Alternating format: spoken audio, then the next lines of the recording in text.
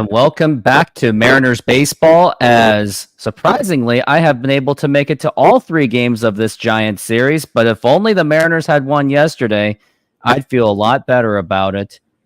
But here we are, final game of the series against the Giants, and hopefully the Mariners can pull it off along with Baltimore's help against the Houston Astros. But anyways, Steve, how are you doing today? Oh, I'm doing well, man. How are you doing today? I'm doing great and had some technical difficulties just a few minutes before the show started. Yeah, I could barely hear a thing on my headset. You were blaming it on me like I was the problem. I guess I did. My bad, but here we are. No, you know what? We'll just blame it on Scott's service. All right, let's blame it on Scotty. Let's just do that. As the Mariners are going against their former teammate, Mr. Robbie Ray is throwing against the Mariners today. This is going to be awkward. It is going to be awkward because considering how the Mariners handled Robbie Ray. First we gave him that contract, fine, whatever. Yep. He was kind of okay, at least 200 strikeouts. But then Scott Service used Robbie Ray against Jordan Alvarez. And here's the thing. I'm not even blaming Robbie Ray for that. I'm blaming Scott Service because he should have known that was going to happen. Robbie Ray feasts on lefties. And Robbie Ray... Jordan Alvarez feasts on lefties? Yeah, 100%. He does. And Scott didn't learn from that. And he does it again. Saucedo versus Alvarez, which led to the Julio injury, and that gets nowhere near the same amount of attention it deserves. I hear you, man. And one of the things that I hope is that Dan Wilson is flexible, like in-game flexible, where he recognizes, you know what? Yes, this might call for like a lefty versus lefty situation, but this dude absolutely crushes left-handed pitching. So, having that open mind, having that flexibility to say, you know what, maybe not this time. Well, this time Robbie Ray is going to have an absolute opportunity to get his revenge, and the underdog, surprisingly, are the San Francisco Giants. I'm like, are these betting geeks even paying attention how bad this offense even is? Like, I feel like that. I'll say this, man. No, 100%. You're wondering about that, but in the opener of this series, Dan Wilson's first game in charge at the helm, the skipper of the USS Mariner, they were able to do something pretty fantastic. Come back in that game, get the win. Yesterday again they came out flat, and you were kind of hoping that maybe there might be some magic. Of course, it didn't. But that's the thing. It's like the what I have noticed is that. Like, I'm not going to sit here and say that it's changed, but their attitude in the box does not feel the same as it was under Scott Service. Now, obviously, there's going to be a long runway with this lineup because you're going to have him. You can't turn around and an oil tanker just like that. You know what I mean? You're going to have to give him time. But you know what? You're going against a guy like Robbie Ray who's going to throw a lot of pitches today. You know how Robbie Ray is going to attack you. You know what he wants to do. And there's going to be walks there. He's going to try to blow his fastball by you. He's going to use the slider. If anybody knows Robbie Ray, it's going to be the Seattle Mariners. So this is going to be, I think this is actually going to be very advantageous for the Seattle Mariners, not necessarily Robbie Ray. So I think, you know what? I'll just say it. I'll say it. You'll say it. The Mariners are going to tee off on Robbie Ray today. I hate to say it, I think it's going to be the opposite. Robbie Ray, in his perspective, Scott Service mishandled him against Houston. The injury happened, and the Mariners gave up on him and traded him away for broken Mitch Haniger. I think the motivation's on his side, and he knows half the Mariners' offense, if not at least a quarter of them. So I think he's going to go all in and try to beat this team because he wants that revenge. So the revenge factor is in him. If Scott Service was manager, then Robbie Ray would have had this in the bag. Could be, right? So I don't think Robbie Ray is looking for revenge. I think Robbie Ray is, I think to him it was business as usual. I mean, from that standpoint he's recovering from the Tommy John. Plus, he's also got the opt-in after the season, right? He can opt into the final 3 years of that deal, right? And so from a business standpoint, it made sense for the Mariners to do that deal. But again, it comes back to, for me at least, that if anybody understands this, and if any team absolutely needs a win today, it's the Seattle Mariners, because I mean the schedule sets up absolutely beautifully for them. It'd be nice to go into the 3-game set against the Rays, coming off a series win. You have them at home, so you're not down in the House of Pain in Tropicana Field. I just think that everything right now sets up for a Mariner win today, and I think they do it big against Robbie. Let's hope so. I mean, a lot of people after Scott Service got fired, after that Dodgers series, everyone was saying doom and gloom, the season is over, which if they do play exactly the way they're playing, absolutely it's over. But if Dan Wilson can change this whole thing, change the atmosphere and the culture, and with the not the easy schedule, the more advantageous schedule between the Mariners and the Astros, then anything is possible. So I wouldn't say season's over quite yet. It ain't over till it's over. But if the Mariners continue to, if like people like Randy Arozarena, if he continues to swing its stupid bitches and show off his flashy gloves, then yeah, it's over. Sure, you got me. Or if Justin Turner doesn't step it up, then yeah, it's over. It's going to be a collection of everyone. Right. Turn this around. Here's what I want. Okay. Do I want to see this team in the playoffs? Of course I do. But the way that this thing has trended, I actually don't have them in the playoffs right now. But what I do want to see is them to finish this season strong. Not have that stupid arrogance of Scott Service talking about how we're resting guys for the playoffs and act like this thing was already done, or this thing was already in the bag and the Mariners are division winners. Approach each game. Don't think about tomorrow. Be aggressive and finish the season strong. And that's the thing is if you miss out, understandable. This thing went off the rails months ago. It is what it is. But that's the thing. It's like you can set yourself up pretty good for 2025, and it starts with having that mentality where tomorrow doesn't matter. What matters is today, and today it's Robbie Ray. Robbie Ray, I do think he's going to be a tough man to get through. And for the offense today for the Mariners, let's look at that. The starting lineup for the Mariners, if I can even here it is. We got Dylan Moore. He's leading off today. Interesting decision. Julio Rodriguez, Cal Raleigh, Arozarena. I really do think Arozarena is the number 2. If you look at his numbers with runners in scoring position, it is putrid. So the numbers even back up the fact that he should not be a cleanup hitter. I apologize. You said it was Dylan Moore or Luke Raley leading off. Dylan Moore is leading off. Interesting choice. Not playing because of the matchup, and seems that Dan Wilson is still playing with that matchup thing. Interesting. Okay.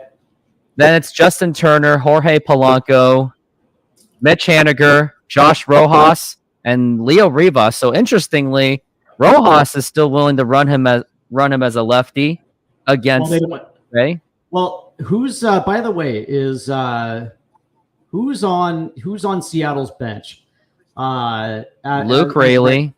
Okay, go ahead. Oh, here it is. So they got Robles, Raley, Garver, and Canzone. Okay, for whatever reason, I thought Ryan Bliss was up. I was going to say because that probably would have made sense to maybe put Polanco over at third and run Bliss at second. You know what I mean? Just so you get the extra righty in there. But okay, I would have liked to seen a Arozarena. I would have liked him to have a day off today, and not because of quote mental health break. It's because he sucks and he needs some kind of a reality check. Like Dan Wilson should tell him, "You suck. I'm sitting you out." I think this is. I understand why he didn't, because again, you're going up against a guy who throws a lot of fastballs, a lot of cutters, and sometimes he does leave a slider out over the plate. I don't know if you remember. Back in 2022, when he was a part of this rotation, there were times where he got absolutely crushed because he couldn't locate that slider. So, listen, man. You and I know Robbie Ray. Okay, the dude throws a lot of pitches, doesn't go deep into ball games, and because this dude is always trying to strike everybody out, there's going to be a good opportunity for him to leave a lot of things out over the plate. And I did look at the numbers, and I hope that is. I mean, I'm sure it's been a while since I've seen the Robbie Ray of anything, but Arozarena is 3 of 22 against Robbie Ray. Another reason why I'm concerned of the decision to play him, but I guess we'll see. Maybe Dan Wilson will bench him, and I hope he does if it doesn't go well. But I guess we will see. And looks like we are going to be starting in just a few moments. Dan Wilson on his 3rd game as a Seattle Mariner, as the manager of the Mariners, the beloved catcher in Mariners history. And I still think to this day, he is the greatest catcher in Mariners history. Maybe it will be Cal Raleigh soon, but it's not there yet. Arozarena's playing center field today. No, I was talking about Dan Wilson. Oh yeah, Arozarena's playing center field, yes, which is an interesting decision. Which is interesting, yeah. To say the most. I was not expecting that one. And we are going into the first pitch, brought to you by SeatGeek, and here's the pitch. And that is in there for a strike. SeatGeek, use the promo code Rooftop Sports for your $20 off. SeatGeek. SeatGeek indeed. And we do have quite a bit of engagement today, so I do appreciate that. The 0-1, and it's strike 2. 2 fastballs in a row for Brian Wu. They kind of gone down a little bit. If you notice that his velocity is at 94, unless he's just warming up. Well, the thing with Brian is he can touch 96, but the sitting fastball he has is right around like 94, 95. But in this situation, you don't really want to start throwing 100% right out of the gate. You kind of want to, you want to reserve that for certain situations, and you also want to make sure that you can work deep in the game. As we are looking at an 0-2 for Tyler Fitzgerald. Oh. And now the 0-2 pitch. And that is fouled again. And Reese Beast, thank you for being on this show. Yeah, Reese Beast. It ain't over if we get hot right now. Houston has a tough schedule. We can make up some ground. Absolutely. We can we're not even, heavily make a round. It's not this like thing is far from over. Yeah. It ain't over, Mick. And now here is the 0-2 pitch. And that is outside for a ball, this time a 95, which is why I was cringing when all these other Mariner content creators, not going to name them, but one of them was like, I'm just going to look at this season with nothing to lose. It's like, but there's still a whole month and a half, and it's... Now, if it was 10 games above, then I understand. 1-2. Yeah. 2-2. Man, you have to understand content creators, and I'm sure you understand this as well, too. There's a certain amount of hyperbole that you have to engage in order to sell that product to the consumer. So you're going to potentially say some things that you... Ground ball to third, throw to first. Oh, and it gets away. And that should be a charged error for Josh Rojas. And that's going to be a man on first base. You can't blame that on Brian Wu. That's all on Josh Rojas. I think Gino Suarez easily makes that play. You know what? Actually, it was in line. It was just a bounce in the dirt. It almost looked like Justin Turner. Maybe Justin Turner mistimed it. Yeah, it's like Justin Turner could have had that. As I'm watching this replay right here, I want to see how. As we are looking at Lamont Wade Jr. and Justin Turner could have had that. The reason why he moves his glove is because the base runner actually it goes off his glove, and then the base runner comes in. So you can throw that on Joshy, but it bounced right off of Justin Turner's glove. And now we're looking at the 0-1 for Lamont Wade and a swing and a miss, strike 2. Lamont Wade has actually played very well in this series against the Mariners, including that home run that we witnessed ourselves. Yeah, I like it when you call him Lamonte. Maybe I should call him Lamonte. And now the 0-2, up high for a ball. Hey, Chris, how's it going? What's up, C? C-Riss? Last game, Julio was 1 for 3 with an RBI. I believe that was the walk. And Arozarena, he had a kind of double play kind of RBI. It was weird. And it was frustrating because he swung on a 3-0 count. And now the 1-2. And strike 3 called. Down goes Lamonte Wade Jr. And we got one down. Yeah, let's see this third strike. Yeah, I'm one pitch behind you, by the way. Oh, so wait. Oh, I'm ahead of you. Yeah, you're. So I'm actually actually. ahead. So I'm actually ahead. That's Yeah, new. no spoilers. No spoilers. No And by the way, spoilers. that was a beautiful little two-seamer right there on the inside part of the plate. Good. By the way, this was also very good pitch framing by Cal Raleigh. Cal Raleigh knows how like- to sell it. Yeah, because that right there is what I like to call a 50-50 ball. Sometimes you may or may not get it, but Credit to Cal Raleigh. Oh, 1. Oh, and here's a fly ball drilled to left field. Forget about that one. Ooh, hell yeah. 2-0, and it's a home run already. That's his second home run of the series, and the Giants get on the board 2-0 at a snap of a finger. Oh, wow. Oh, and that ball, fastball up. And again, man, you know, the pitch that he crushed in game 1 was pretty impressive. That was pretty impressive as well, too, because that fastball is up and in on the hands, and he gets that bat out in front. That's actually, I hate to say it because, you know, the Giants just took a 2-0 lead, but, you know, that was an impressive piece of hitting right there. That was a beautiful swing. I hate to say it, but it really was. Elio Ramos, he needs to be a Mariner. Get him. And now here is the pitch. And that is a strike. Oh, God, that pitch was crushed. Michael Conforto is up, the guy who also hit a home run on Friday. Yep. And I'm telling you, Cavalcade. if I was close to the casino, I would have put money on the Robbie Ray. And now here's the 0-1, and a swing and a miss. Just out of curiosity, is he on your fantasy team for the day? Robbie Ray, I think, already got picked up I was going to say by somebody else. Your never-ending string of pitching against the Mariners.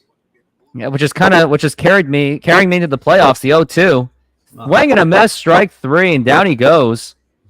I will say that it's kind of a smart approach to take. Yeah, Robbie Ray got swiped. Yeah. Because someone else. Oh, wow. He swiped him this morning. I had a chance to get Robbie Ray this morning. The guy also knows my strategy. Yeah. And now here is Matt Chapman up to the plate, and here is the pitch. And that was in there for a strike. That was a nice fastball. That kind of had a little breaking thing to it. So that must have had some really good spin. Chapman's 1 for 8 in this series. And now here is the 0-1 pitch. And that is up high for a ball. 1-1. And going around the score, it looks like, Baltimore and Houston doesn't play until 4 p.m. Pacific Standard Time. Looks like that's a national game. And the 1-1. And Cal Raleigh tried the frame job, and it didn't work. So it's going to be a 2-1. Yeah, I know, Flick, right? You just drop by to see maybe if there was some early vibes for the Mariners. You show up, and it's already 2-0. Yeah, it's pretty much dead vibes. And now the 2-1 pitch. Check swing. Did he go? He did not. It's going to be a 3-1 count. No, man. And now the 3-1 by Brian Wu. Yeah. And here is the pitch. Swing and a miss, strike 2. Nice fastball by Brian Wu. Yep, and that's his bread and butter. He's probably got the best movement on his fastball of everybody in this rotation. It really is a plus fastball. And the 3-2 pitch. And a swing and a miss right down the middle. 97, strike 3, and that will retire the side. But the bad news is a home run was absolutely blasted by Ramos, and the Mariners are trailing 2-0. Offense has got to step up. Yep. I agree. Oh, nice. Yeah, he gets a lot of swing and misses off that fastball, man. That's one of the reasons why the Mariners were so reluctant to trade a dude like Brian Wu. Injury problems or not, that dude gets a lot of swing and misses. Yeah, he's got some kind of a magic fastball. That's something that Jerry Dipoto, credit to Jerry Dipoto, he did see that. He really did see that because he did see the magic. He saw the magic. The upside was there. He was supposed to be a highly recruited prospect in the draft, but the thing is, the injury concerns is the reason why he dropped so much. And obviously, the injury issues are still plaguing him today at the major league level. But My by the way, microphone's yeah, that's right. Flick of the switch is your mic. okay. is How sounding how a little about squeaky. now? How about now? Does it sound less scruffy this time? Flick of the switch.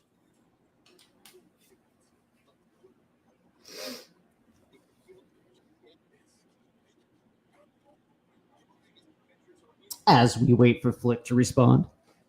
I guess it, Yeah, I mean, you sound. By the way, your mic sounds pretty good on my end. So oh, okay. My microphone might sound a little bit. Yeah, I'm trying to fix it every single time. Yep, he says, yeah, a little. And we are back from the break, and now here is Dylan Moore up to the plate. And he's batting 199. Yikes. Like, it's a miracle if anyone. Aaron Judge has 51 home runs. test that man. He's chasing that Barry Bonds record, I guess, but I don't know if he's on the pace right now. The pitch. He's on And some. that is a strike. Robbie Ray, the former Mariner, 3-2. He's off to a pretty decent start. And now the pitch. And that is inside for a ball. I still feel bad how this whole Robbie Ray thing turned out. I really do. And I really do think if he was healthy, he could have been a major contributor to this team. And the 1-1. And ground ball foul. Do you think if we had a healthy Robbie Ray, do the Mariners make the playoffs in 23? No, because we still had Lou and Miller. Yeah, we still had. Well, no, it's not even that. It's still we had a lot. We didn't have enough depth on that team last year to make any sort of sustained run. I know a lot of people say that if Ty France didn't stumble, we're a playoff team. I don't necessarily know that, man, because we didn't have a second baseman all year long. Our third baseman struggled. We lost our left fielder. We had to trade our 2-2. We had to trade our 3-2. best. We had to trade our best reliever just to get an extra outfielder and a bat. Yeah, and a triple. And Josh Rojas. That's what I'm saying. The AAA third baseman. And the 3-2 pitch. And a foul ball. He had to swing at that one. The inside ones are very deadly. But everybody remembers the home run off the glass by Dom Canzone. Yeah, because he had a nice, beautiful home run swing. Yeah, when he makes contact. Yeah, I know. But he hardly ever does. Somebody on Twitter today was trying to tell me how, there's nothing 3-2. wrong. I like Dan. Inside ball 4, and Dylan Moore gets on base with a walk. Robbie Ray kind of struggling a little bit. Hopefully that will be to the advantage. Yeah. And I was like, yeah, 100% in Tacoma. He's perfect. He's perfect as depth in Tacoma because you have to figure they're going to get a new right fielder next year. And with Robles under contract as the fourth outfielder, Canzone's not going to be on this roster. No, and he shouldn't. Just like some could argue that Mitch Garver shouldn't be on the team next year, but they're just going to use him as a backup catcher. I can see that happening, yeah. They'll have to give him a Bobby Bonilla type contract. And now the pitch. Yeah. That's the only way they will negotiate that. Well, but also next year he's only signed for 2 years, so next year he has a third year option, but it's a mutual option. Right, so the Mariners aren't going to pick that up. So 1-0. And a horrible swing by Julio. I can see them asking if they would like to restructure it so it's deferred out, but I just don't see. I don't see why the player would do that. Back-to-back games with 2+ walks for Julio Rodriguez as we are looking at the 1-1 for Robbie Ray. Oh, Julio. And here is the pitch. Inside for a ball. The only thing that I have seen improved in this offense is the amount of walks have actually increased under Dan Wilson. So that's one thing that Dan Wilson and Edgar is doing right. Getting them more patient at the plate. The 2-1 and a swing and a miss. And that's strike 2. I didn't blame him for swinging at that. It's just that Julio just cannot make contact. It's more of that. But the way he swings way too hard. Like, it's just not the way his swinging approach is just not natural. It's all forced. Oh, Julio, high fastball. Actually, I do blame him. I do blame him for swinging at that because that thing was up. It was out up of the high. zone. Yeah, it was up out of the zone. You got to have a little bit better recognition. And now the 2-2 by Robbie Ray. Dave Sims. And here's the pitch. And that is low for ball 3, 3-2. I can hear Dave Sims on your end. 2-2. Hey now. Hey now. And now the 3-2. And that is picking off Dylan Moore. Not in time. Robbie Ray had 12 pitches already with no outs so far. So he's kind of off to a sluggish start. That's funny. Yeah, we had 9 walks and we couldn't convert. Nope. And Justin Turner had a bases loaded. It was a huge loss opportunity. Yeah. And Randy Rosarena. And the 3-2 runner goes. And a swing and a miss, but Dylan Moore is going to go to second base with a stolen base. But Julio Rodriguez is out, and that is going to be out number 1 as he strikes out. And you guys trust Jerry Dipoto to build a roster. Man, I should have gave up on Jerry Dipoto like nothing. Day 1. Like when it comes to building a minor league organization, obviously he's good. And, he's graduated some very good pitching prospects. But as far as offense goes, man, everything he touches turns to absolute dog shit. Look at Randy Rosarena. Now he's already garbage. I mean, don't get me wrong. There's a reason why Tampa gave up on him. I still believe that he has something because he's still young enough. He is still young. And now here's the pitch. Low for a ball. That gets away. And now Dylan Moore gets a free bag to third base. There you go. There you go. And it's too bad Cal Raleigh is not exactly a bunting guy. If it was like Polanco, I would have been like, dude, just bunt and just get Dylan Moore home. That's how bad the offense is when I'm begging this team to bunt. Yeah, they're not going to play the squeeze game, though. Lou Piniella loved playing with the squeeze. Mm-hmm. Play with the squeeze. And now Cal Raleigh is working on a 1-0 so far. And the pitch. Swing and a miss. Strike 1. Terrible swing by not Julio, Cal Raleigh. Might as well be. Versus left-handed hitters, he's batting .227. He's only batting $162 against righties. That's awful. How is this is actually a stronger side. The 1-1. How is this dude a major leaguer? If you're on the Mariners, there's low standards for the offense, unfortunately. As we're looking at a 1-2. Like you could carry a catcher, a non-hitting catcher, if the rest of your lineup was, producing at a decent clip. You could, like Dan Wilson's a perfect example. 1-2. You can carry. Oh, and here's a fly ball and foul. I wonder how many prevented home runs the Mariners have because it's foul. It seems that whenever they do get contact, it's always foul. This dude is you know who Cal Raleigh is? He's Who? A better version of Mike Zunino. Slightly. Yeah, he's a better version. And now here is defensively the 1-2. great. And now here's a fly ball, actually line drive, base hit, and Dylan Moore is going to score, and that is the first run of the game for the Mariners as they put it on the board. Wow, I can't believe he picked it up. Unreal. See what I tell you? He was listening to you. We were criticizing him, and he must have listened to us. I'm telling you what, man.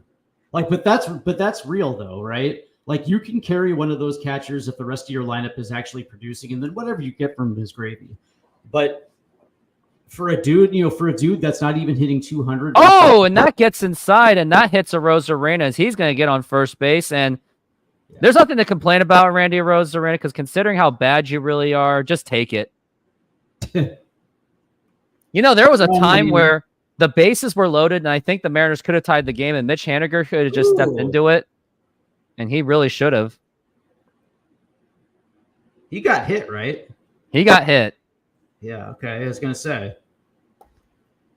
But there was a time yesterday Mitch Haniger had that opportunity to take the hit, and he didn't, and then he strikes out with the bases loaded. I would have just taken it for the team. I know that's easier said than done because we're talking about 90-mile-an-hour fastballs. Ooh, damn. He got hit off the ribs, too. And now next up to the plate is Justin Turner, who massively disappointed last night. He does play decent against the Robbie Ray, and that is foul. And look at that. That's a 95 right up the middle pretty much, and he can foul it at best. That's a problem. Well, yeah, dude. This is one of the worst fastball hitting teams I've ever seen. And yet there are people out there. I saw this YouTube video talking about the Mariners. He's more of a national kind of YouTuber, as we are awaiting the pitch by Robbie Ray. And now here's the pitch, and that is a strike. He was also trying to say that T-Mobile Park was a factor. Everything else, I agreed with him. Actually, the things he didn't talk about really was plate discipline issues and T-Mobile. He basically just said T-Mobile is a problem. Well, yeah, people who don't watch Mariner games will just regurgitate the same theme as other people will say, right? There is evidence against that from Edgar Martinez to A-Rod to Palmeiro to Brett Boone. But yeah, it's like, dude, there are plenty of people that have Nelson Cruz, Robbie Cano, Mitch Haniger, Mitch Haniger before he fell apart. That it doesn't matter. Like the reason why this team is not hitting is because we have a team full of guys who can't hit. And and the coaching is not exactly telling them how to get around it. It's like, and the 1-2. Horrible plate discipline. And it's just and I always said, I mean, if these were good hitters, then why don't they hit good? And plus, for Ken Griffey Jr., his right field distance was still advantageous for him. And it's like, and the 2-2. And now here's a line drive caught by, and that is going to be a double play as Cal Raleigh took that lead way too big, and the Mariners are only going to settle with one run off a double play by the Giants. But I'll take it. You'll take it because that's the standard that we're at right now. Well, the crazy. Oh yeah, that was double play. The crazy thing is this offense specifically was built on slugging percentage, OPS, and launch angle. That's how this thing was built, and they were willing to take some strikeouts because they realized that it was going to be built around the home run, the double, and that's why it was coined chaos ball, because that's what it was. It was like like a blunt hammer. You know what I mean? When it rolled, and when it didn't, it didn't at all.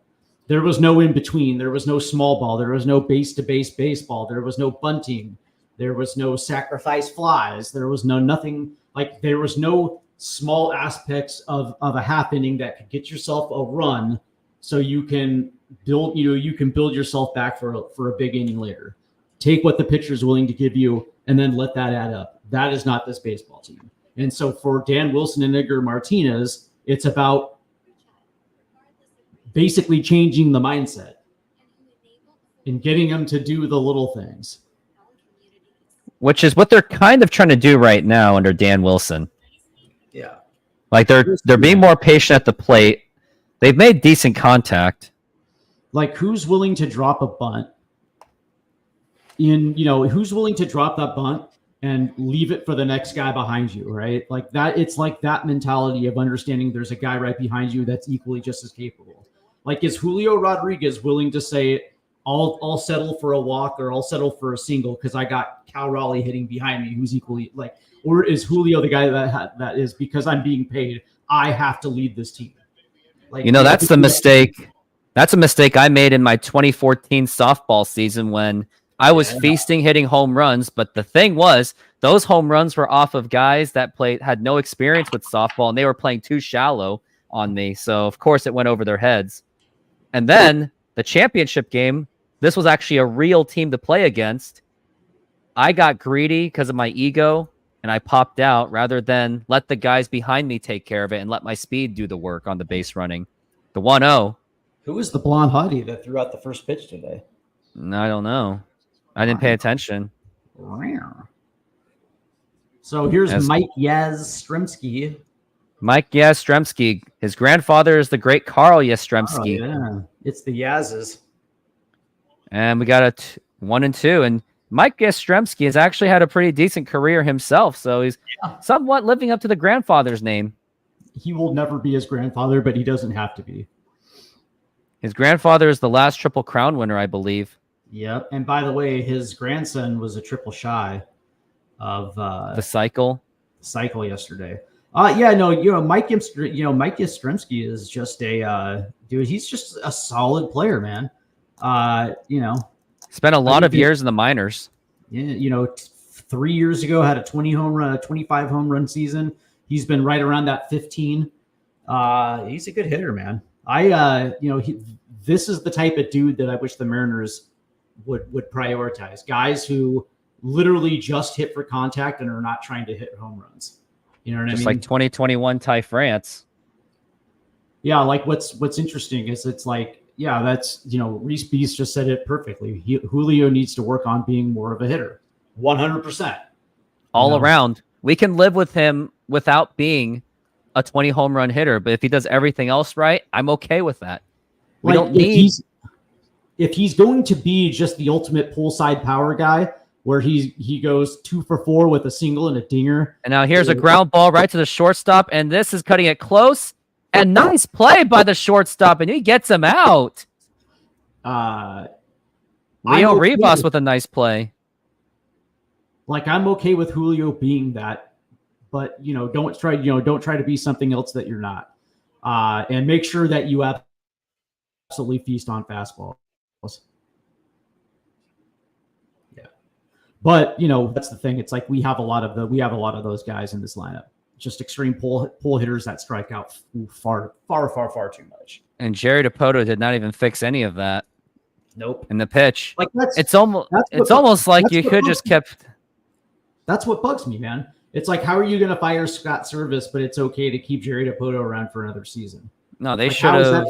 They should have done the whole job. It was point A that got to point B. Point A was Jerry DiPoto putting this team together to where it got so bad that he had to fire his buddy. And he handled it horribly. Oh, dude.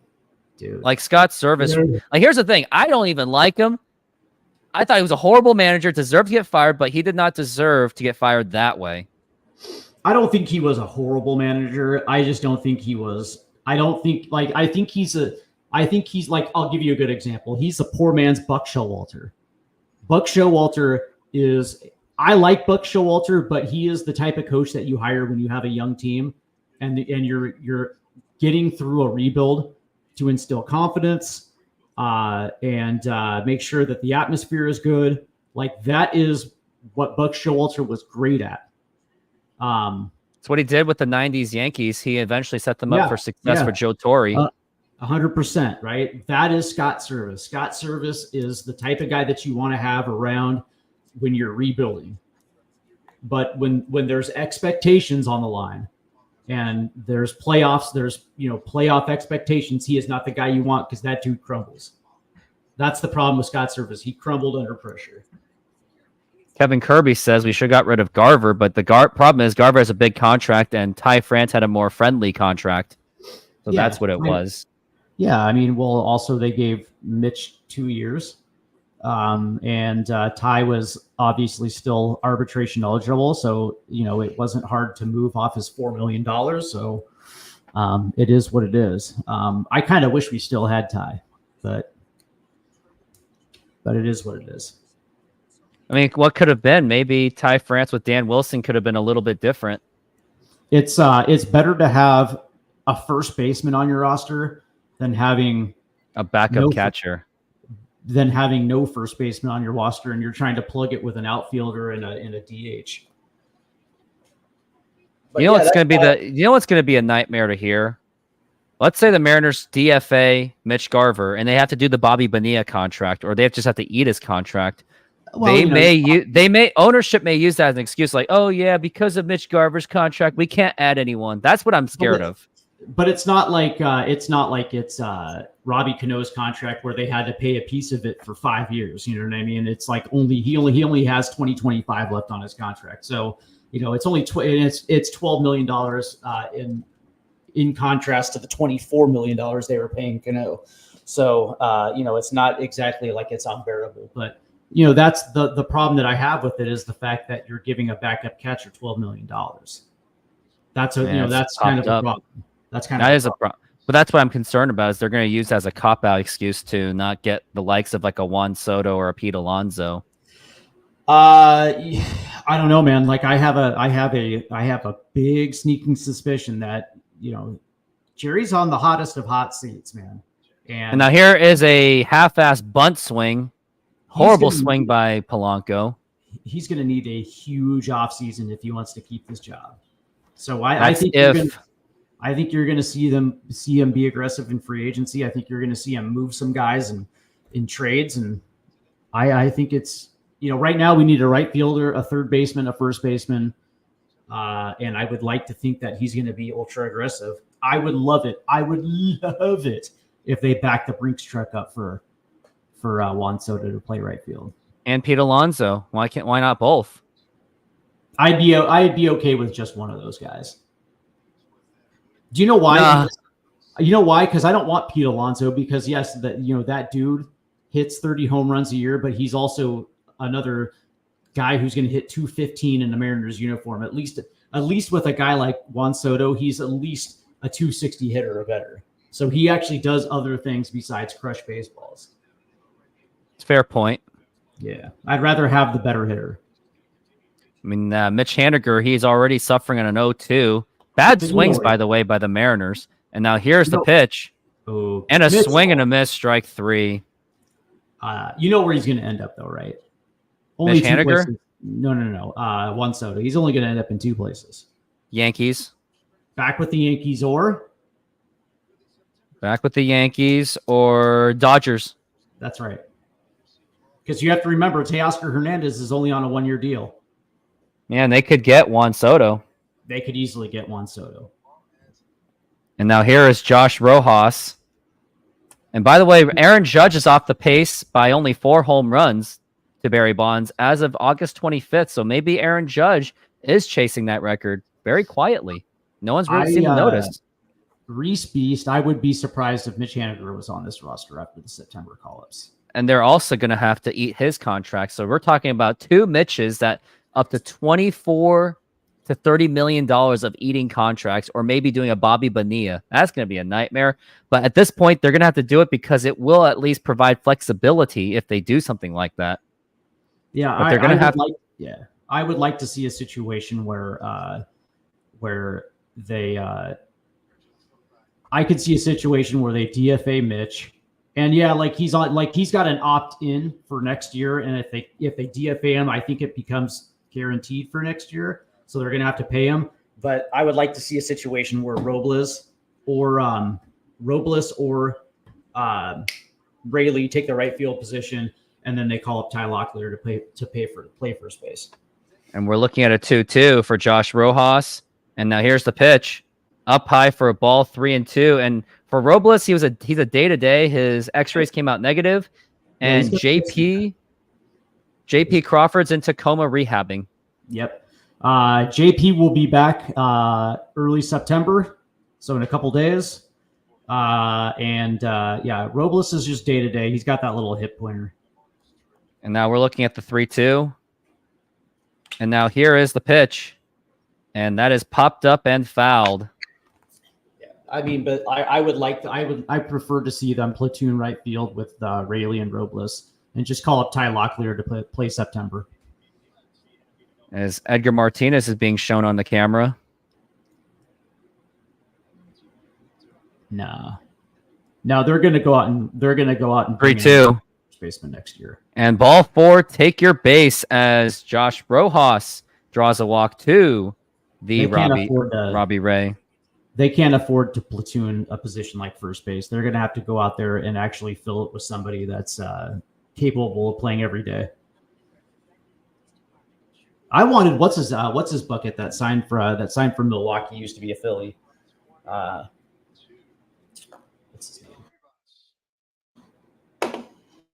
And now here's the pitch to Rivas. And now here's the throw to second. And it is not in time.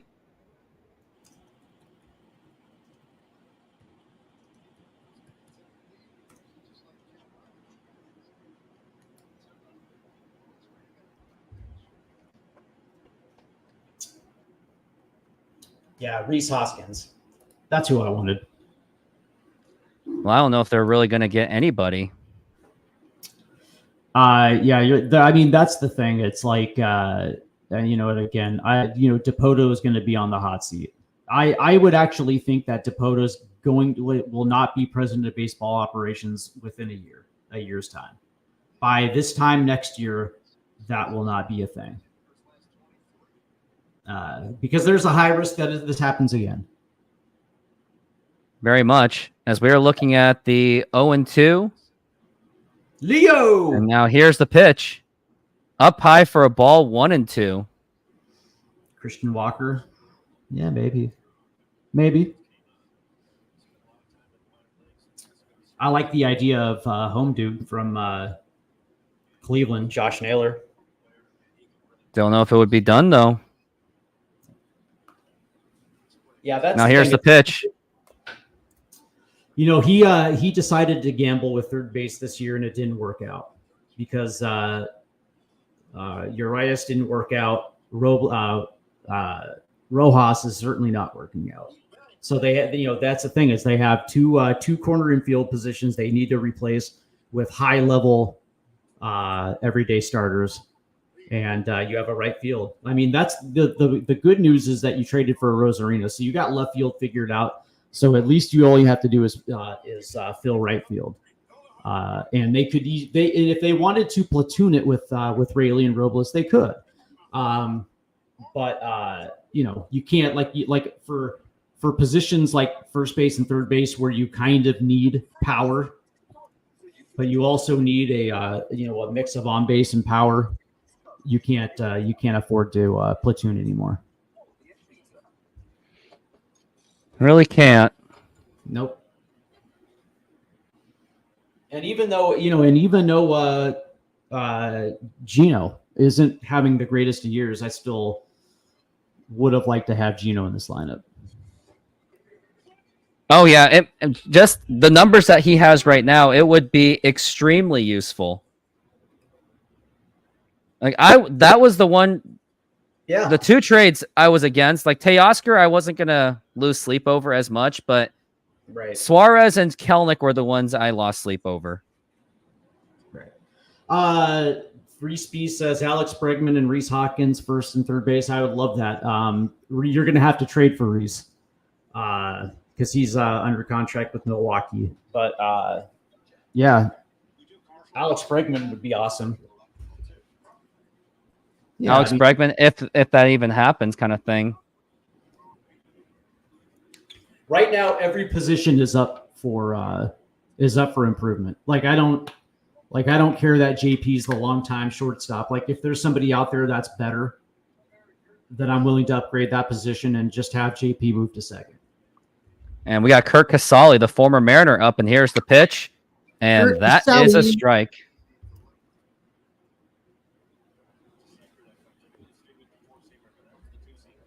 He was the backup catcher for Cal Raleigh back in 2022 when Tom Murphy was out with an injury.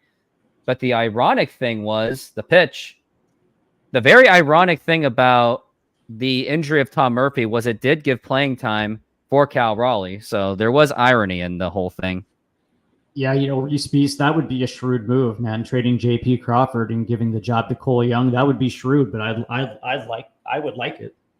I would like to see what we could get out of JP Crawford. I mean, if we gave up like a couple French prospects, but they could be good. That's the thing for Randy Rosarena. I wonder what they can get out of JP Crawford. It'd probably be a decent relief pitcher at best, though. JP is a beloved figure, so there's going to be a lot of fans that would scream for the hills. But it's about winning. It's about winning at this point. It's about winning. I don't care about the whole LFG screaming that he did against Texas. I don't care about his one lucky backhanded play in 2019. That's the reason why they love him. But this is 2024.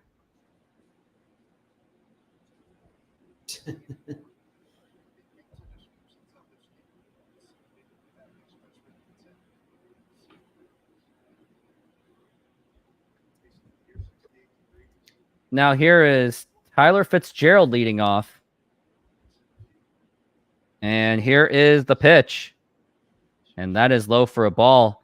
And Steve, I would have you second guess on, I would have you reschedule your show after the game. Like, I just don't see the timing is there for, like, during the game. Yeah, unfortunately, I got to the 1-0. Well, why you got to do it then? Because I got to do it. You know what it's like when you got to keep a schedule. But it's like, well, maybe the Mariners will score runs. I just don't like being lonely. That's all. Yeah, I hear dogs are great for that. 2-0. My dogs hate my room. It's too compact for them. As we are looking at the 3-0.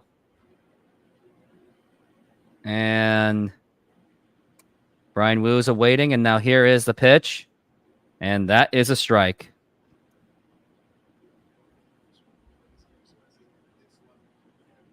As we're looking at Tyler Fitzgerald. 3-1, 40 pitches for Brian Wu. He's probably pitching a little bit more than he should.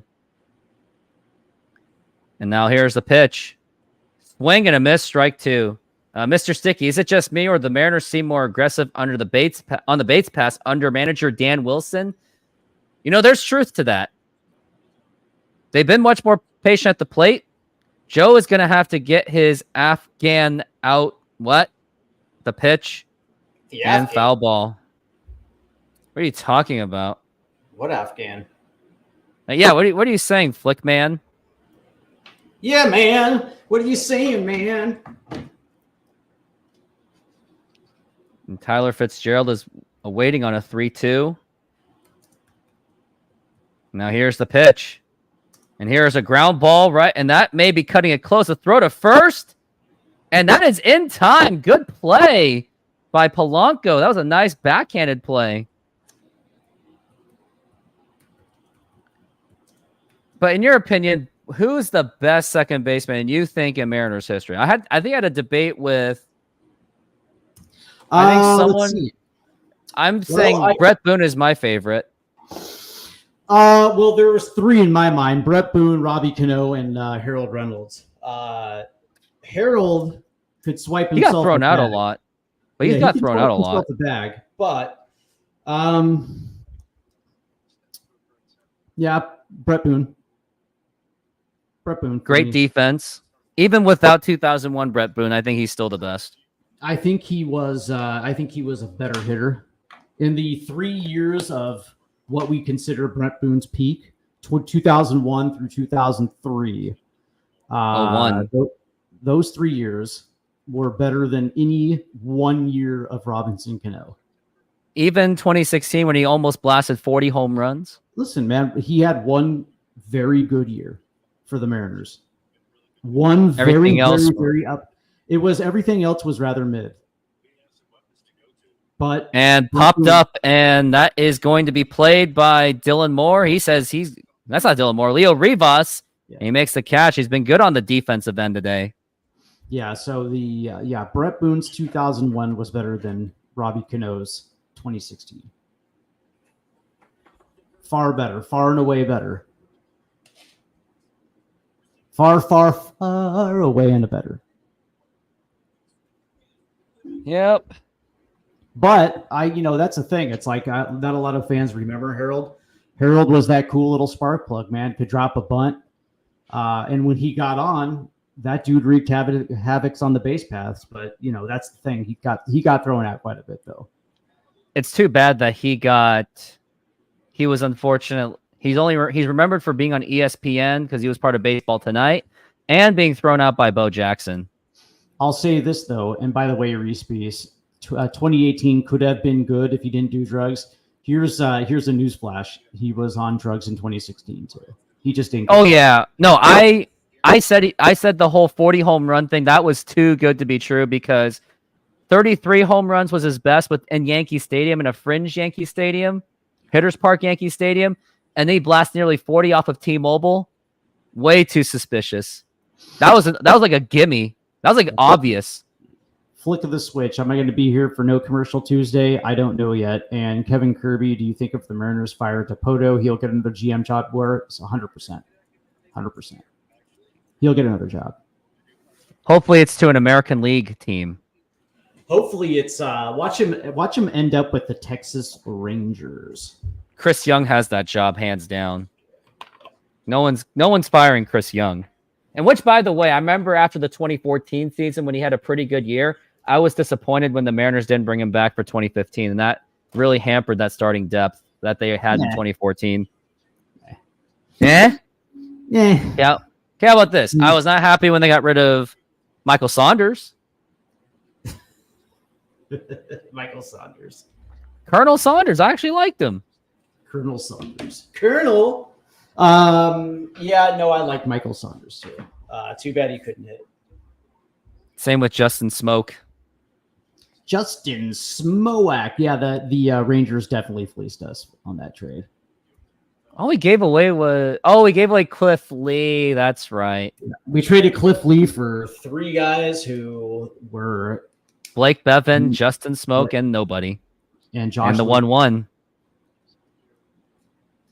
Lukey didn't stay up for the big leagues long, and Blake Bevan was not a good starter. And Blake Bevan had one good second half in 2011. And Justin Smoke should have went straight to Tacoma right when he got here, and he should have finished the season in AAA. And the next year at big league camp, he should have started in AAA Tacoma and came up like sometime around May. They should have just taken their time with Justin Smoke, and he probably would have been able to develop a 1-2. But yeah, that up was high fair. for a ball 2-2. And also, Steve, you got to get going because you got to do your show. Even though I think you should do it at 5 o'clock. I'll tell you what, I'll jump back on for the post game.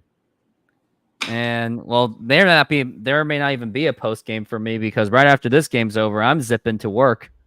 All right. Well, if it's later this week, then it will be. It'll be Tuesday. I think you said maybe the first half of the game, and then Jay Trident's the bullpen pitcher for me. All right. Well, 2-2. you guys have a great rest of your afternoon, and go Mariners. Let's get back into this one and get a win. Let's get a win. As he is out for the day, and Dylan Moore is at a 2-2 count so far. Robbie Ray on 48 pitches so far, and now I don't even need this right now anymore. And now we're looking at the 2-2, and that is inside for a ball.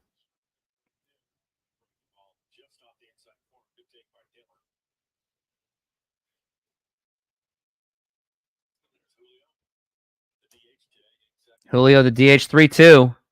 And ball 4, take your base, and Dylan Moore gets another walk today. And this is the thing, that's one of the key differences I have seen since Dan Wilson taking over, is that he is telling these batters to be a little bit more patient at the plate. And it's kind of, in some ways, paying dividends, at least on that.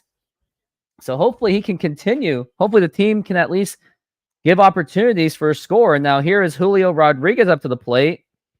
He hasn't homered in a while. Now here's the pitch, and that's a pitch out. They're trying to keep Dylan Moore in check. Julio batting .258 with 11 home runs and 39 RBIs. Safe to say that his season has been an absolute disaster.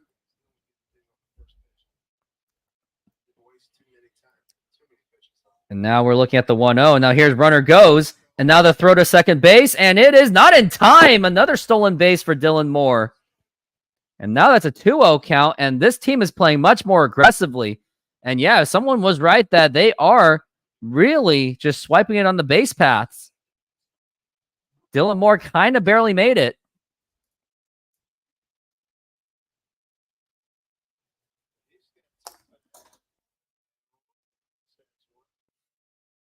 And now here is Julio Rodriguez on a 2-0. And here is the pitch. And that is fly ball popped up in foul territory, but it is fieldable. And that is going to be out. Another wasted opportunity by Julio Rodriguez. He swung at a horrible pitch, too. And next up is going to be Cal Raleigh. And hopefully Cal Raleigh can move these guys.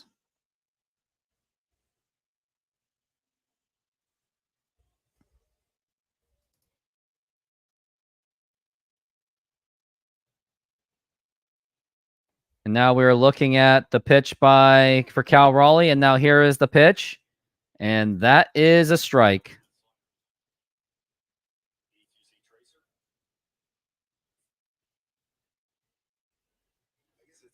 And that is going to be an 0-1 count so far for Cal Raleigh.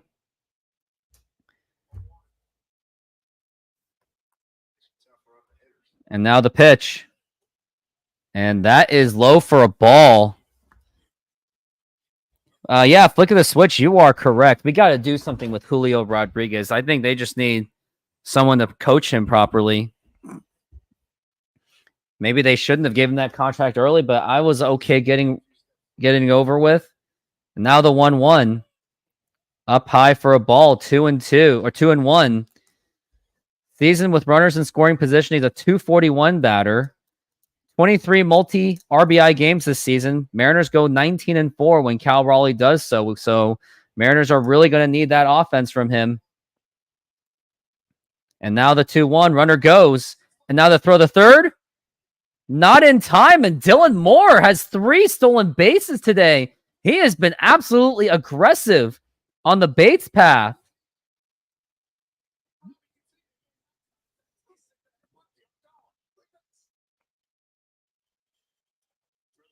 Wow, good jump by Dylan Moore. 3rd stolen base today. I remember when Ricky Henderson did that in the year 2000. Now here's Cal Raleigh. Maybe he can get a sacrifice going. The pitch. Here's a ground ball and fouled. And now we're looking at a 3-2 count.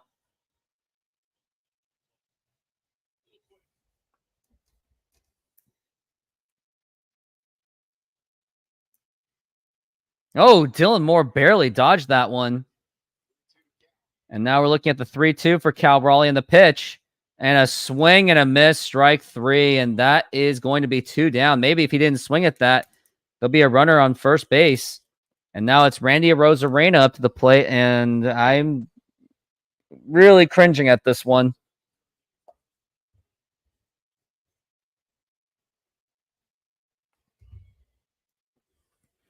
And here is Randy Arozarena up to the plate. Now here's the pitch. And now here's a fly ball to right field and nothing doing.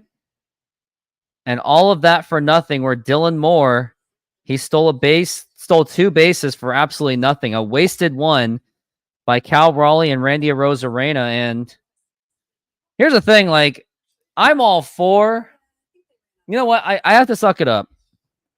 I have to suffer. There are times where I wish I didn't cover this game. I really do wish that. But at the same time, I do it for the love of the team and to provide a place for fans to express however they want to express. But it is sick. It's absolutely sickening to watch an offense like this. Nobody's stepping up. Only Dylan Moore, out of all people, are stepping up for this team. Like, it's just absolutely frustrating to watch something like this. Like, Randy should be a number 2 hitter. Randy Arozarena should not be a cleanup hitter. When is Dan Wilson going to figure that out? Like, I'm already ripping on Dan Wilson for doing that. Dan Wilson should know by now that Randy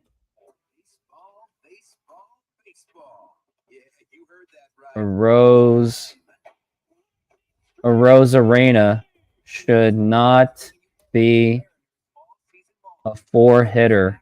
He's awful with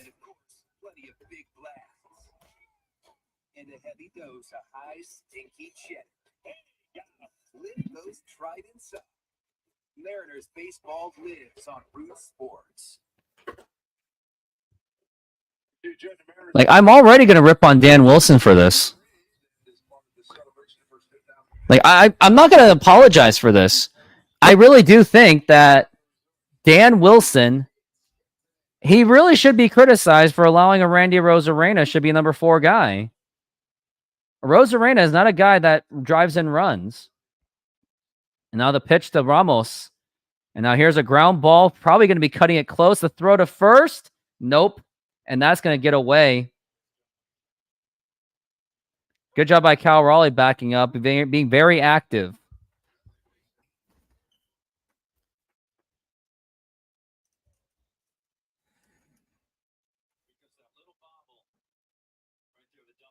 It was that bobble that really killed it.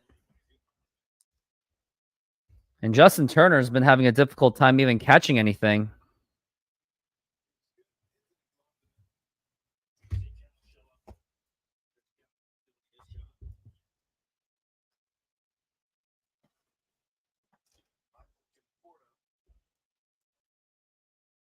And the pitch. And that is a ball.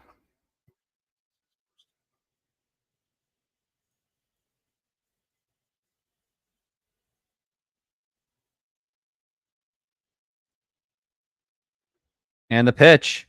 And now here is a fly ball, and Rosarena is going to make the catch, and that's going to be 1 down. Well, who on this team deserves a sports spot? It's really just going to be Cal Raleigh at this point. Mariners really should not be losing this game, but they are. And I was going to put money on this game, but I just didn't have the distance to get to where I needed to be for the casino. Mariners owe the... I wouldn't even give them an apology. Actions speak louder than words. Just give them run support. But if I'm the starters, I would start ripping on this team. If I'm Brian Wu, who's getting no run support, or George Kirby, I would totally be ripping on this team. Like, criticize, hold accountability. And we're looking at the 0-1. And now the pitch. That's a foul ball, strike 2.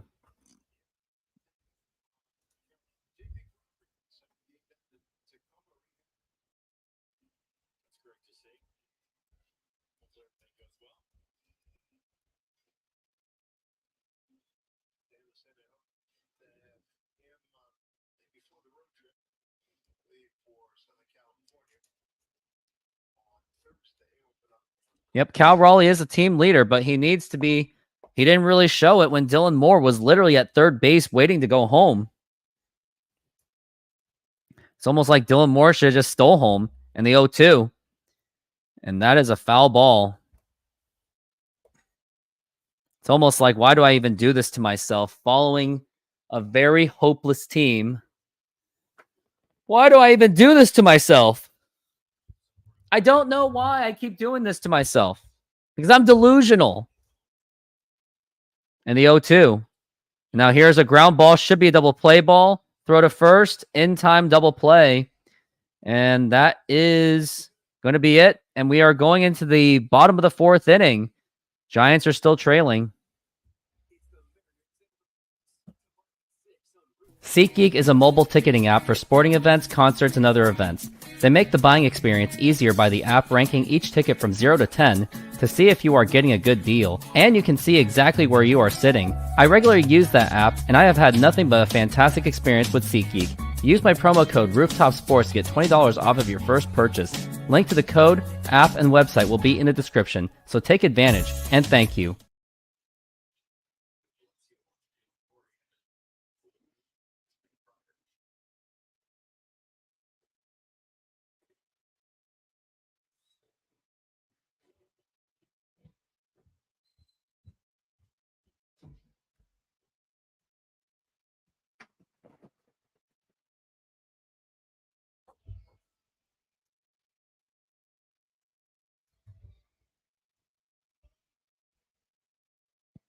Hmm.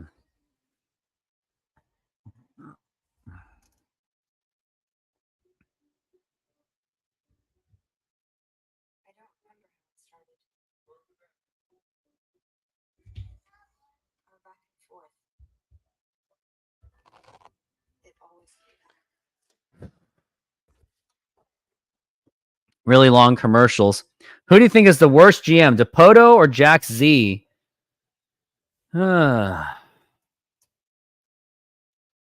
was okay trading. I was okay with that Robinson Cano trade. I would still do that again because if Jared Kelenic worked out, then Jerry Dipoto's a freaking genius. Jerry Dipoto only spent on Robbie Ray.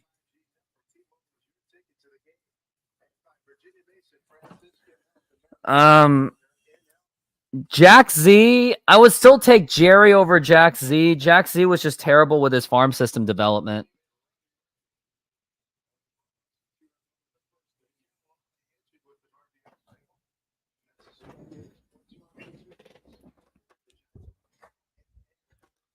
Mariners are still down 2-1. And now here's the pitch to Turner.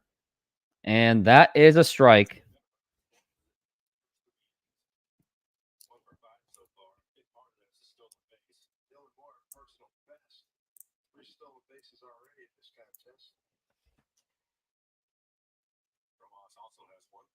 And the pitch.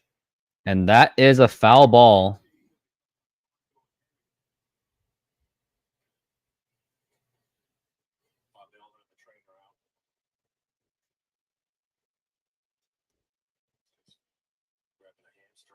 Oh, looks like Robbie Ray is kind of shaken up right now. Not looking good for Robbie Ray. Already getting hurt, and he's getting hurt again in Seattle.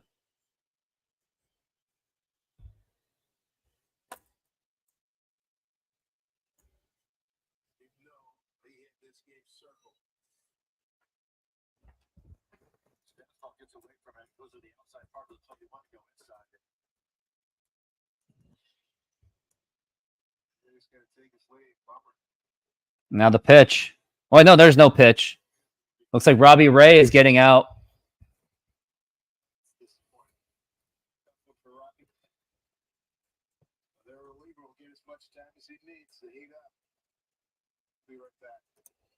And we'll be back after this break.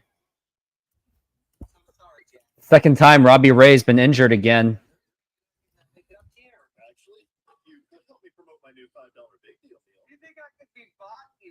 It's really unfortunate to see Robbie Ray injured.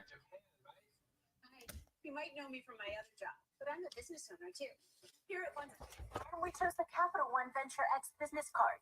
With no preset spending limit, our purchasing power adapts to meet our business needs.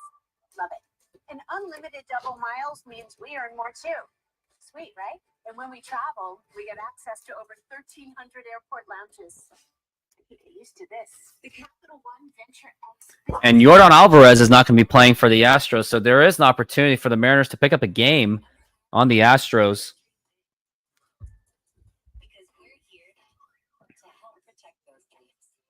Mariners never went on the bullpen day. That's the problem.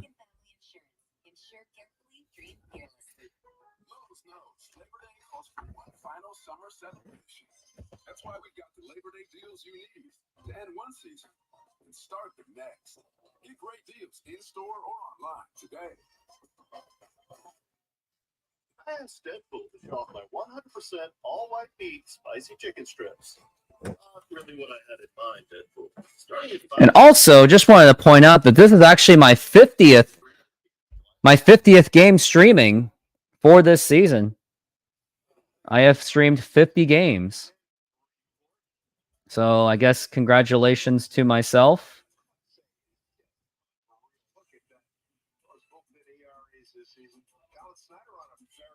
And I'll be back on the next games. I'll be back.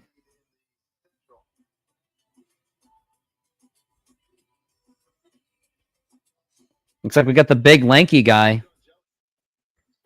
Jelly's 6'11" guy. I'm now at 51 games this season. My most active was, of course, early April, where I only missed 2 games in 16. I did 14 of the first 16 games that season. That was remarkable. And then I just pretty much started dropping. Yep, calling a lot of strikeouts, and I've actually called a lot of. Oh, where are they showing? Showing Dave Valley.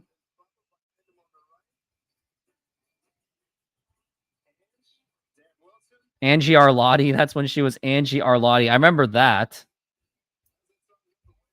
Safeco Field inauguration. Jamie Moyer with that first pitch. Yep, I remember that. Wait, I don't remember that well.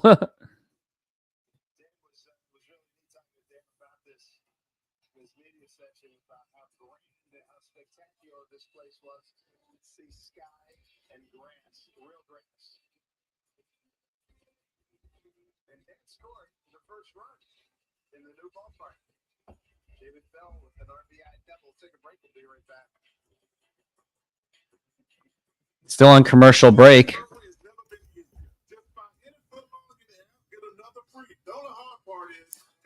He doesn't get the second foot long. Wait, seriously? I got you next time, buddy. Order now in the Subway app. Chevy Truck's advanced camera technology lets you see over, under, through. Up to 8 available cameras and 14 views, so you can focus on the view that really matters. Don't miss a thing. Chevy's got you. Northwest buyers get $5,000 total value on this Silverado. If you trade in an eligible vehicle, that's 10% below MSRP. I've done 38% of the games. Wins never easy? Yeah, because Mariners offense has been terrible.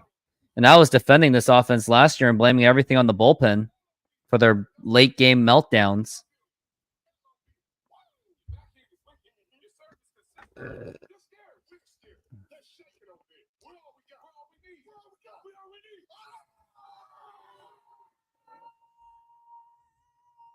Your inner room with Seahawks Scratch. You can win $50K or a Legends Weekend game day experience.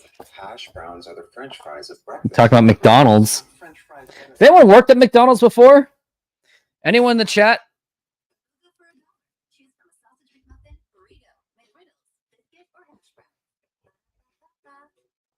Ba-da-ba-ba. I'm loving it. And we are back from the break.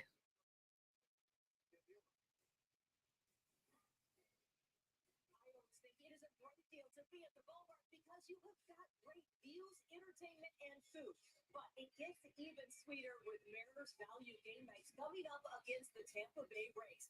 You've got tickets as low as $10 and value pricing on ballpark favorites like nachos, hot dogs, and sodas. Yeah, it's still not valuable pricing. Don't get me. Don't even do that to me, Jen Mueller.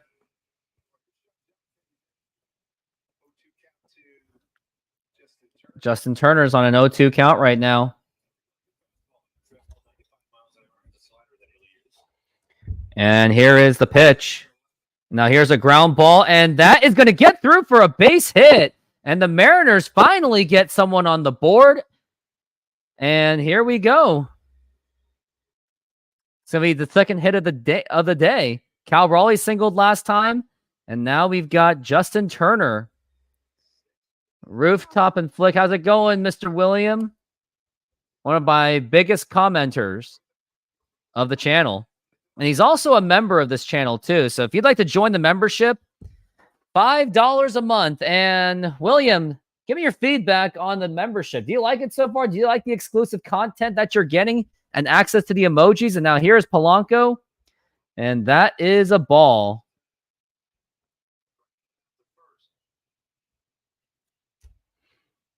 And we got Jorge Polanco up to the plate.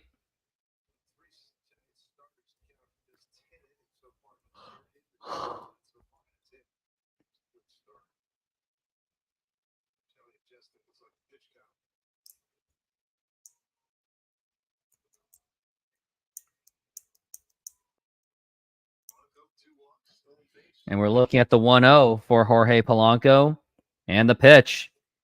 And that's going to be in there for a strike.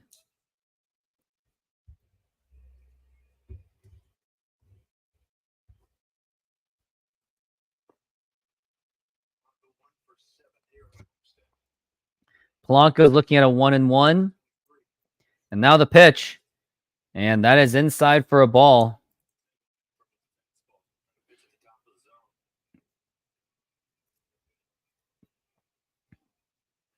As we're looking at the 2-1 for Jorge Polanco.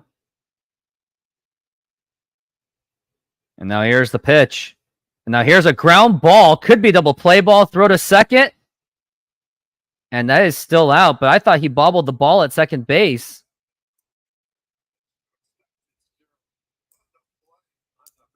They really should show the replay on that.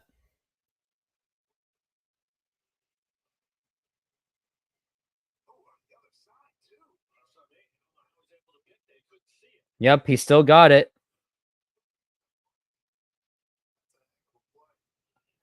And why is Dave Sims kissing up to this team?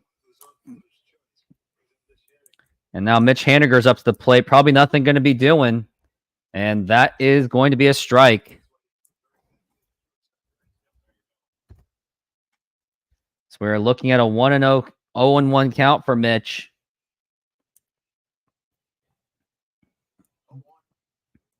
0-1 pitch. Ground ball, going to be a double play ball. Throw to second, throw to first. In time for the double play.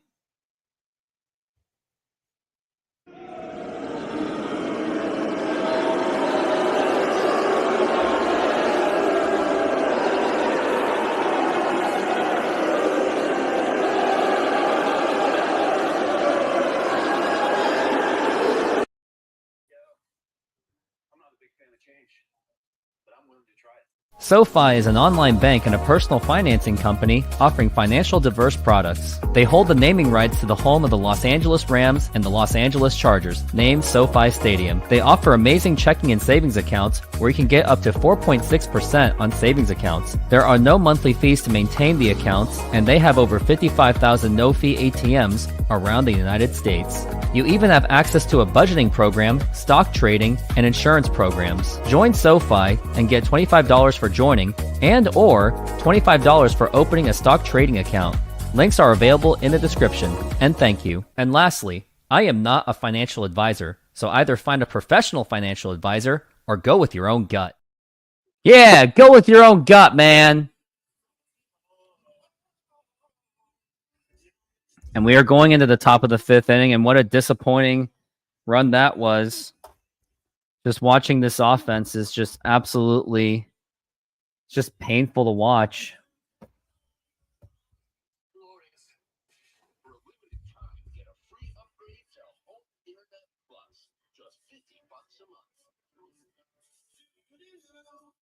Right now with Papa Murphy's, we've got a great deal. Which means I make more great pizza. Get select large thin crust pizzas for $8.99. Papa Murphy's. We make great pizza so you can make the pizza great. Such a great deal. $8.99. That is a great deal.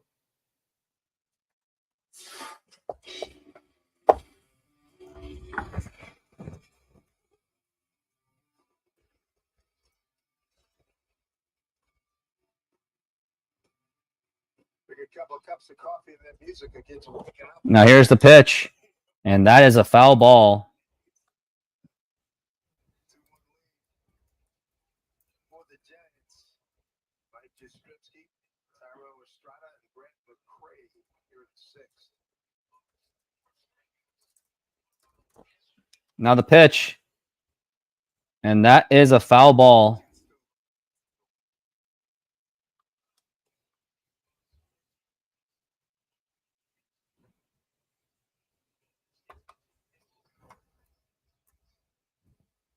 Disappointing day for Robbie Ray, late with an injury. 2 innings. And now here's the 0-2.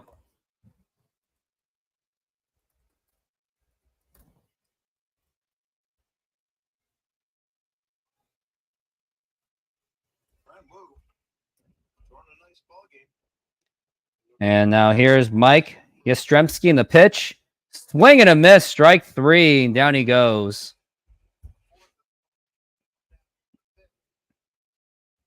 Watching the Mariners on Root Sports is more boring than watching paint dry or golf. I got to give that guy a link for my channel.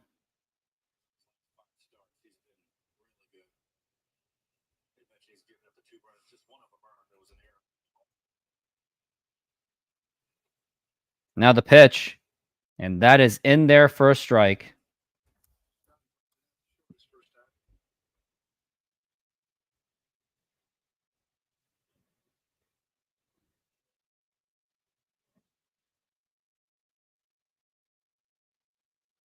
And the 0-1. Foul ball to Estrada.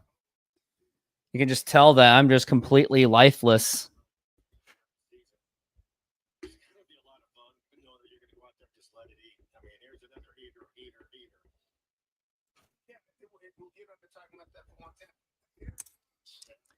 And now the 0-2.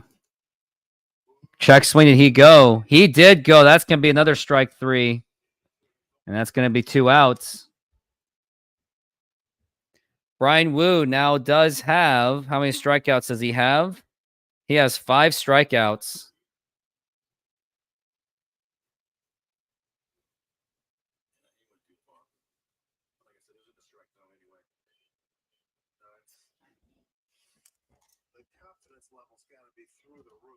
And the pitch.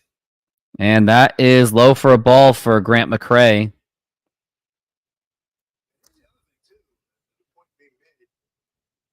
He's pitched well in 2 of the greatest venues in baseball. Yankee Stadium, pitch Dodger Stadium. Some good lineups.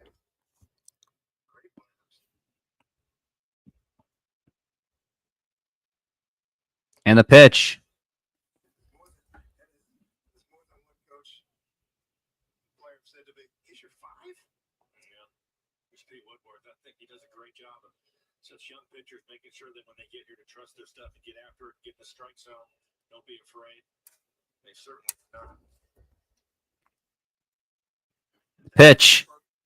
It's going to be a 3-0 count for Grant McCray. Handiger had 2 walk-offs in the last 2 weeks, sandwiched around a 4-game losing streak.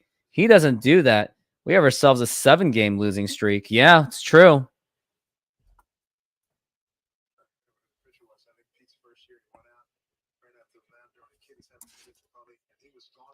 And the 3-0. And the pitch. And that is a strike. 3-1.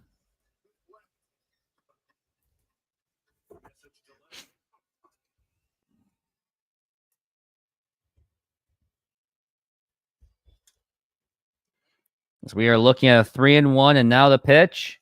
Now here's a ground ball, and that is off the glove of Justin Turner, and that's going to be an error. Couldn't field it. And now that's going to be a runner on first base, and I think we're at this point. If the roster does expand, Tyler Locklear should be back on this team. Horribly fielded by Justin Turner. No, that's not an excuse, Mike Blowers. You got to field that. You're a professional player.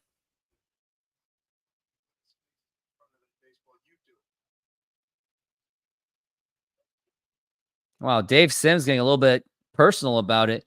Dave Sims was saying, well, if you think you could do better, should have your face in there, you do it. Well, here's a difference. Justin Turner is a millionaire athlete. I'm not. So there's a difference. Wow, Dave Sims is sounding a bit frustrated. And the throw to first. And that is not in time.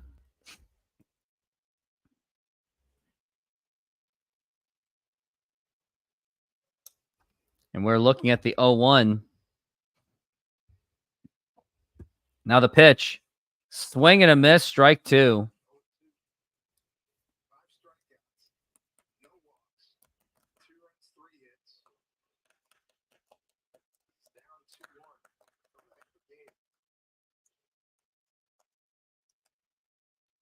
Now we're looking at the 0-2. The pitch. And that is a foul ball. Casali should be an easy strikeout, you would think.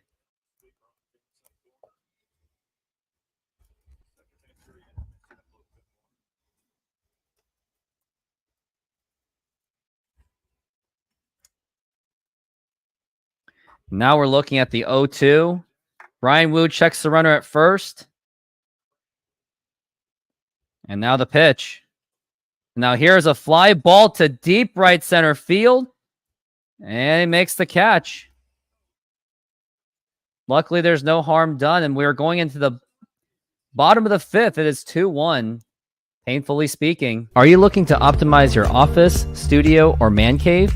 The Glance LED ticker may be for you. It is a customizable LED display providing real-life sports scores, stock prices, crypto, the news, and even the weather. Use my promo code Rooftop Sports to get 10% off the purchase, and thank you. Vision and dental. Use that promo code Rooftop Sports. What are you doing? Taking control. Rooftop Sports is a promo code. Healthcare.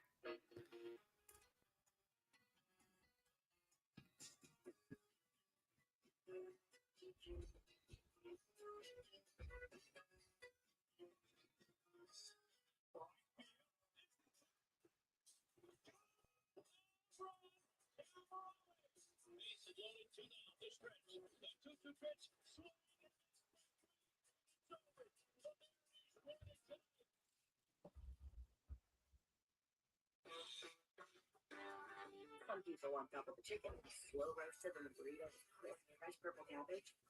Some people don't. And some people are wrong. The Cantina Chicken Burrito, only at Taco Bell.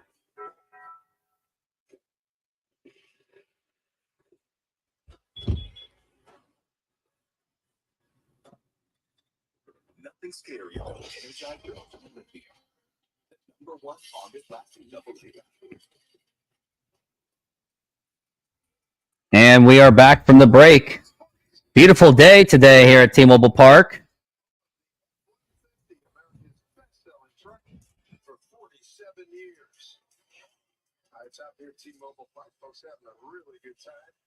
Mariners down 2-1. Right, we're throwing a beauty here. Another one, Mike. Another one. That's exactly right. He has been on quite a roll. Good crowd on that. Down Cindy up there. Kid guard here. Josh Rojas, Leo Rivas is up. Now the pitch. And that's going to be a ball on the outside. Mariners are slightly the better team on one-run games, but it's not saying much. The pitch. What do you think happens first? Mariners World Series or a Kraken Championship? Kraken Championship. I don't even watch hockey, but I can tell the ownership is much more committed to win than the Mariners ever will. And now the 2-0 pitch. Up high for a ball. It's going to be a 3-0 count on Josh Rojas. Has a very advantageous count.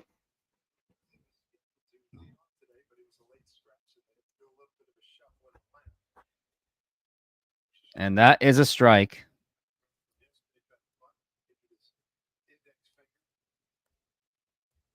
As we were looking at the 3-1 for Josh Rojas, the pitch. And now here's a line drive, and that is a base hit. And Josh Rojas will get on the board with a single. And hopefully Mariners can do some damage as we got Leo Rivas up to the plate. See what he can do, as he has been on fire for the past month or so. More like a couple of weeks, I shall say. Or more like just 6 games, actually.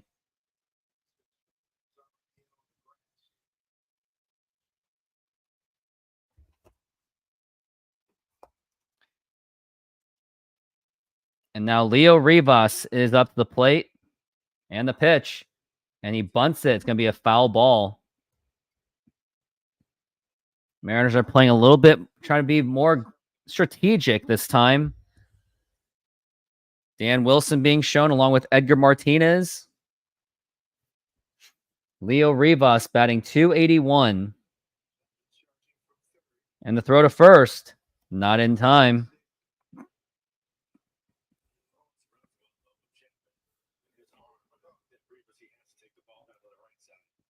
Rivas has got to try to bunt on the right side. That's what they're anticipating.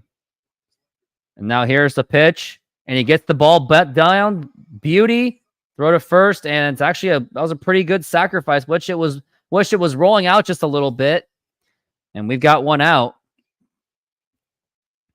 Maybe Josh Rojas can try to steal third and then maybe do another like a suicide squeeze.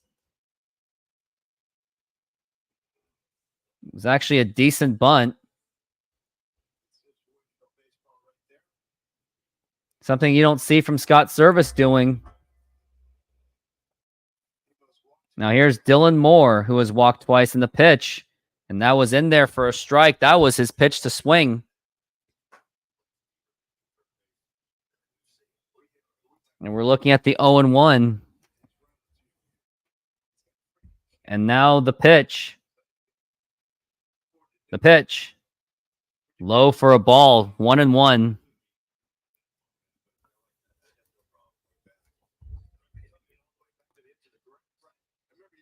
Dylan Moore batting leadoff. Now the pitch again. Maybe low for a ball, 2-1. We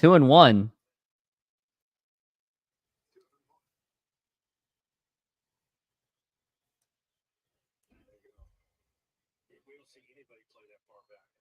Turn your heels on the grass. 2-1 here to Dylan Moore. And the pitch again. And there's a ground ball. And that gets off the glove. And Josh Rojas is going to go to third base. Mariners catch a break. And now we got runners on first and second. I'm sorry, first and third. A runner in scoring position with one out. And I would like to see Dylan Moore try to steal again.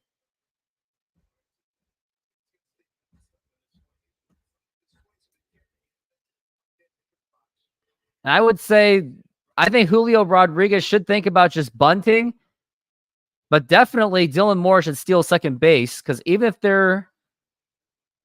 Yeah, because you can't hit into a double play. And the pitch. Ground ball foul. He's just chasing it terribly. He should not be chasing those type of pitches.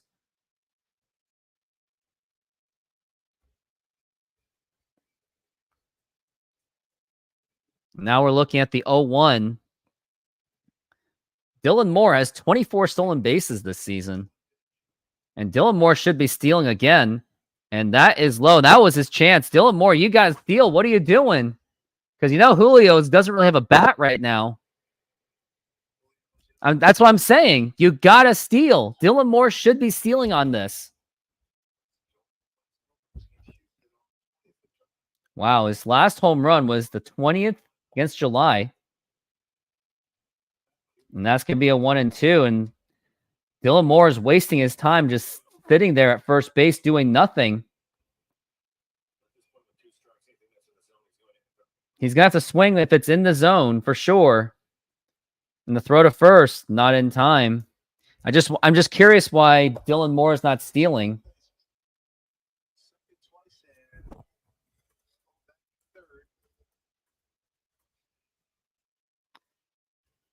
As we're looking at the 1-2. And now the pitch. Low for a ball, 2-2. On deck is going to be Cal Raleigh, hoping that Julio Rodriguez doesn't hit into a double play.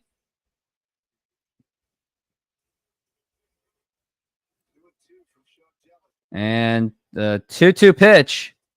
And now here's a broken bat. It's going to be a double play ball. Throw to second, throw to first. And not in time. And that is going to be an RBI by Julio Rodriguez on a fielder's choice. And this ball game is tied, and the Mariners are officially back in business. And that's just sad that that's the only way Julio can produce any type of an offense is by hitting into a fielder's choice. That was nearly a double play. He nearly got out on that one because Julio doesn't really have the speed. Barely made it.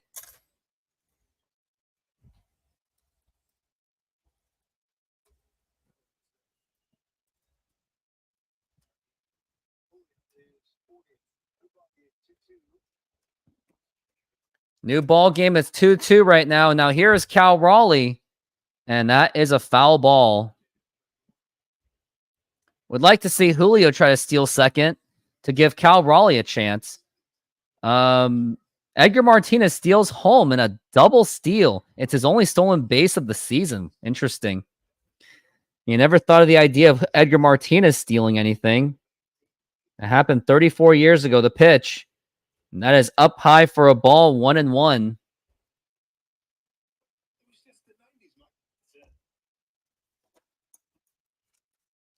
Mariners are going to need more than a Sunday miracle to win this game, as they are looking at a 1-1 so far in the pitch. And that is popped up. That could be... Nope, that is going to be in well out of play.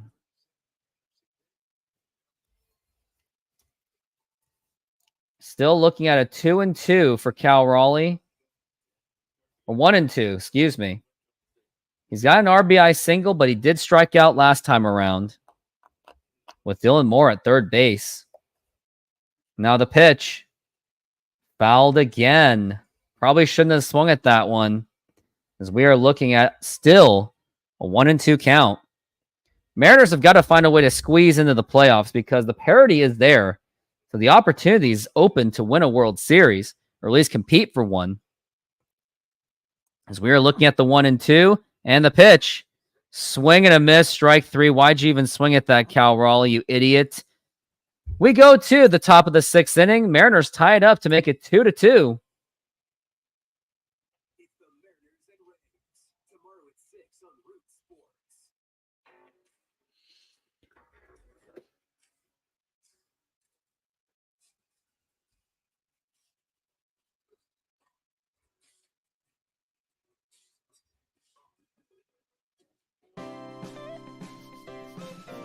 Modern Exterior Solutions is a fully licensed and insured full-service exterior renovations company serving Seattle and East Side communities.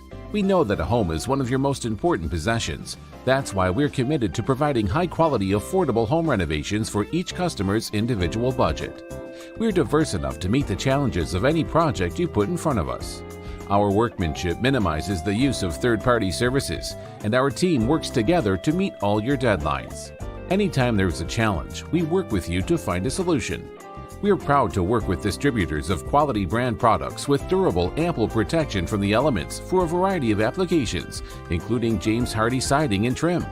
Talk with us today about your project's needs, and we can help you solve all the challenges along the way.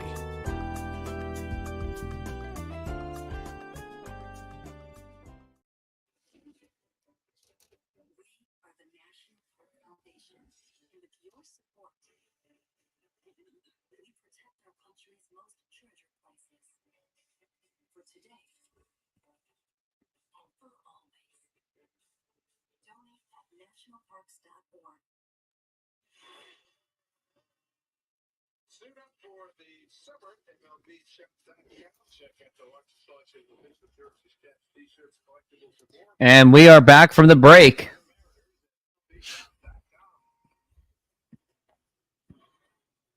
Also, donate to this channel when you get the opportunity. It will help grow this channel. Subscribe, hit the notification. They're showing Edgar Martinez's number and Brian Wu at 68 pitches. Now here's the pitch. Swing and a miss, strike 1 to Fitzgerald. Fitzgerald's 0 for 2, but he did score. Helio Ramos was that home run. And the 0-1, that is going to be outside for a ball, 1-1.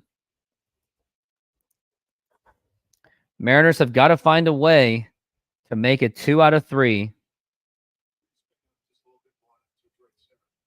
And now the pitch. Low for a ball, 2-1.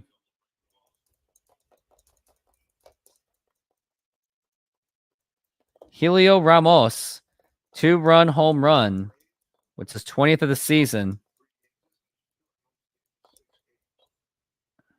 And we're looking at the 2-1. And that is a strike. 2-2 the count.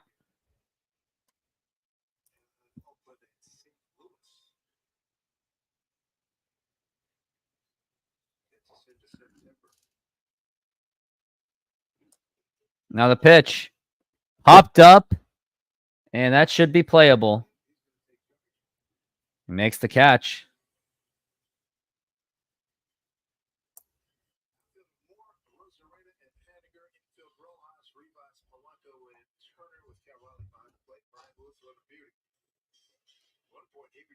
Consecutive hitters. He got a double play to help him in the 4th. He went 2 strikeouts and a tough bat up base hit in the 5th, and he would survive that. Now he's got 1 out here in the Now here's Lamont Wade Jr. in the pitch, and that is a foul ball.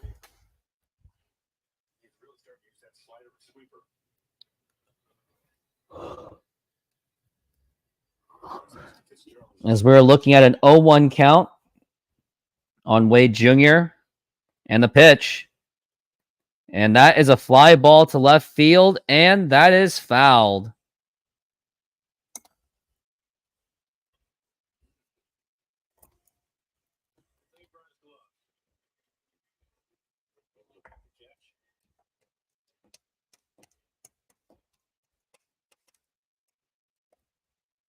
We're looking at the 0-2.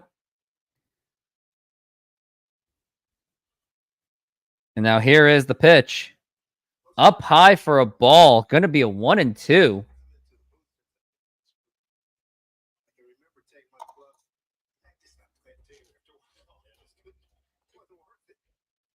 As Lamont Wade is waiting on a 1-2. And here is the pitch.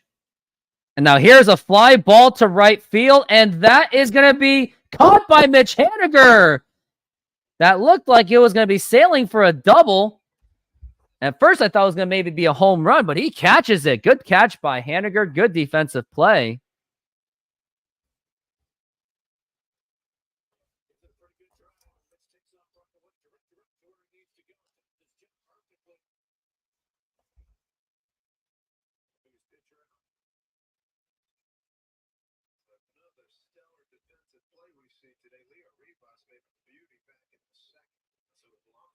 Now the pitch. And that's going to be outside for a ball.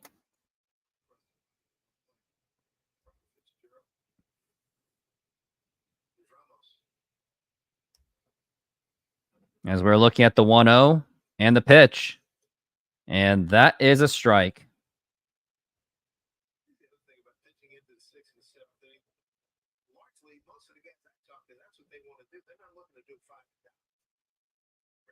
In today's game, you have to be efficient with your pitch count, which is something that Brian has done. And now we're turning it loose to go. And now the pitch. Outside. Oh, that's actually in there for a strike. It was outside the strike zone, but we'll take it. As we are looking at a 1-2 for Ramos. Opportunity to get out of this inning quick. And now the 1-2 pitch. And now here is a fly ball to right center field, and a Rosarena is there, and he makes the catch.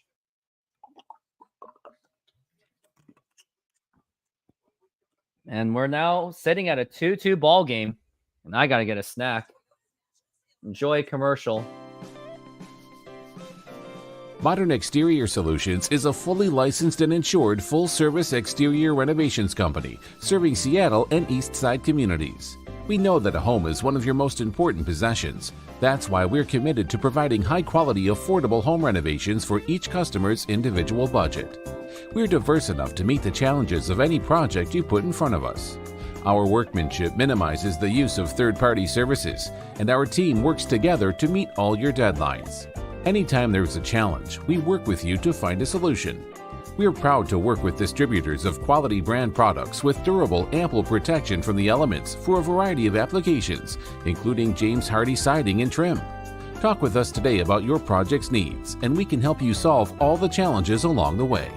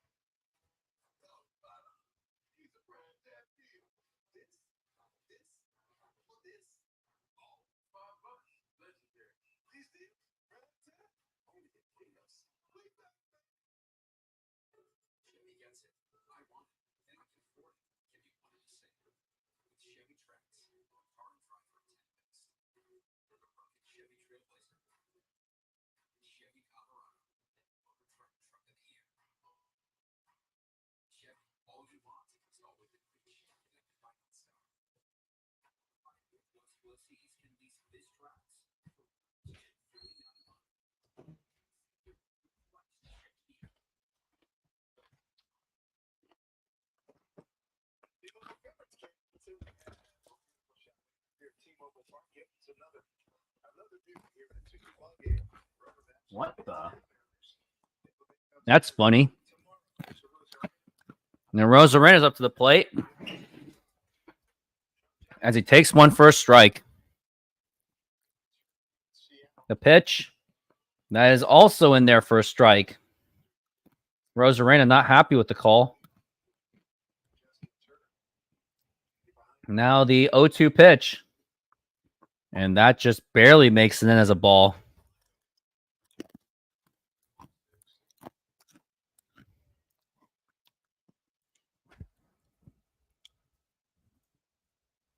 The 1-2.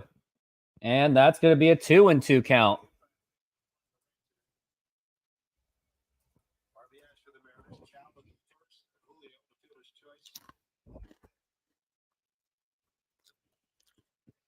And a foul ball.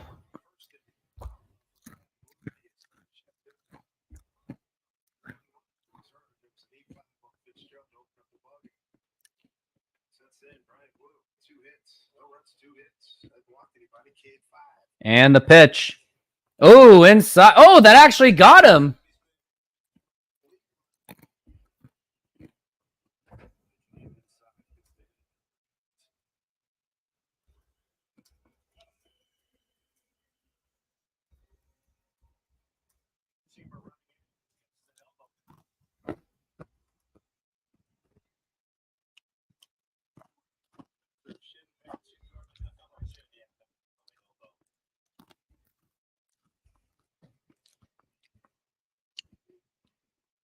Now here's the pitch, and Justin Turner takes it for a strike.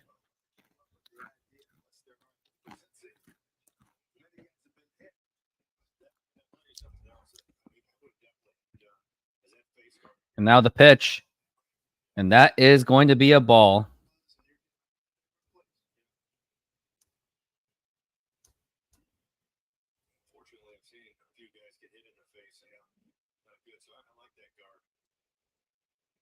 Now the pitch, swing and a miss, strike 2.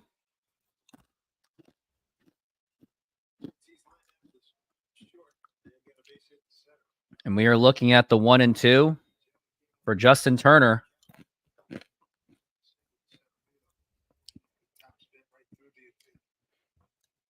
Now the 1-2 pitch. Now here is a base hit into center field, and now we got runners on first and second with nobody out. And let's take a look who's up next. Jorge Polanco. I'd bunt this one.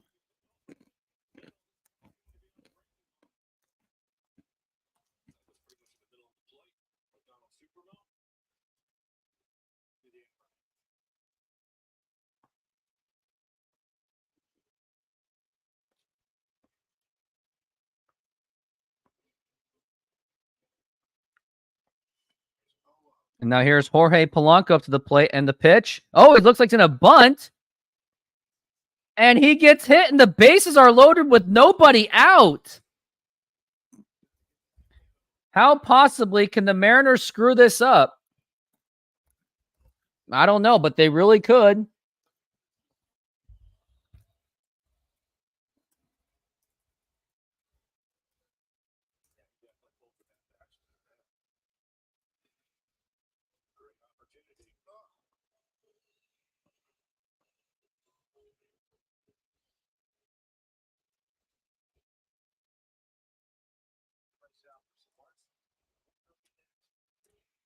And Mitch Haniger is up next, and I don't know what to make of this.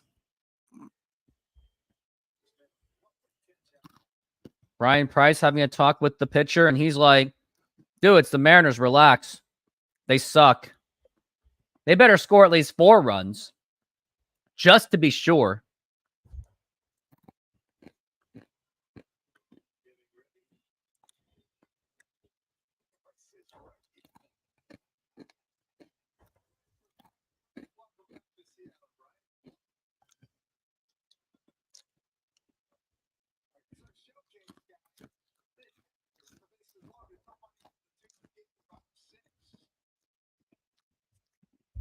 Now here is Mitch Haniger and the pitch. That is in there for a strike. You don't really hear much enthusiasm out of the fans. Can you really blame them? Not really. That's why they're all dead silent with the bases loaded. And the pitch. Now here's a ground ball. Going to be a double play ball. Throw to second, throw to first. And it's in time for the double play, but the run scores.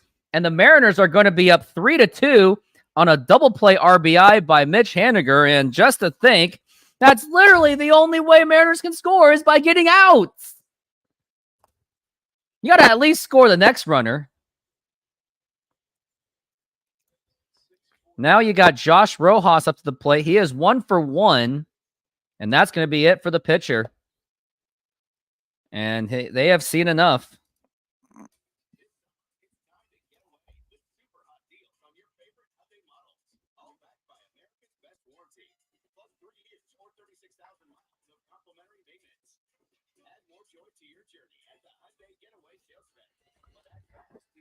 Mariners have got to find a way to finish this off as they have limped their way to a 3-2.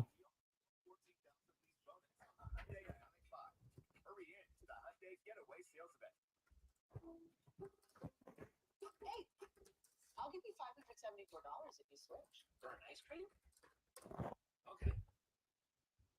So what about $574 for switching your home insurance to Allstate? Tempting, but that's way too much of a hassle. Actually, it's not. Allstate can handle the switching for you. Just call them. It's easy and I can save. And you get Allstate.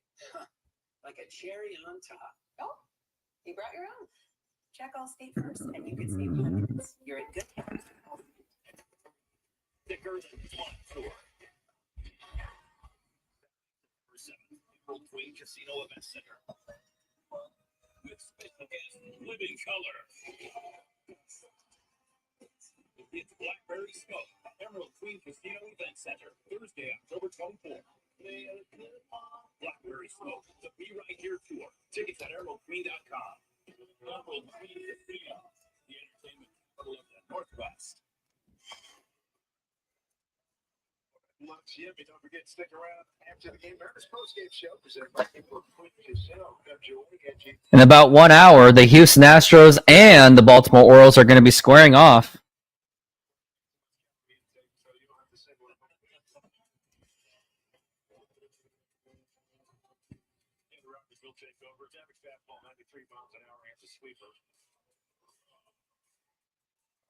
Split for 53 appearances on the year. It's 2.5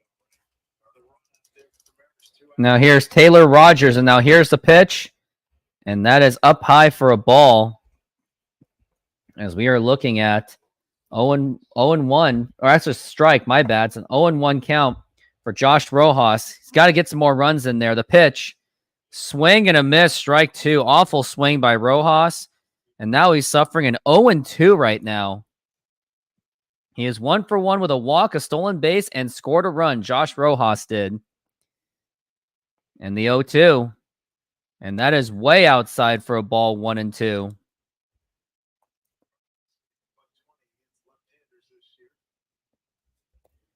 As we are looking at the 1-2. And now the pitch. And now here's a liner, and that's going to be a base hit. And that is going to score in the run. And the Mariners are going to be up 4-2 on an RBI single by Josh Rojas. Josh Rojas has actually stepped up. Now it is 4-2. He is 2 for 2 today. And the Mariners have now extended that lead.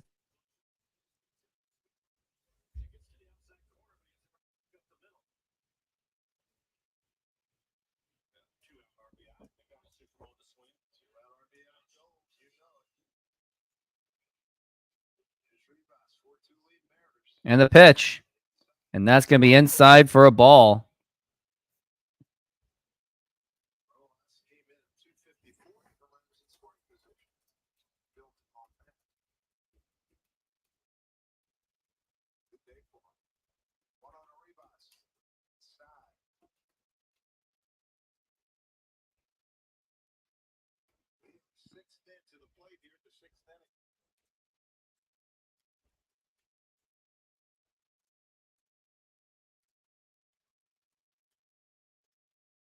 And now here's a ground ball. Throw to second in time, but the Mariners get 2 runs.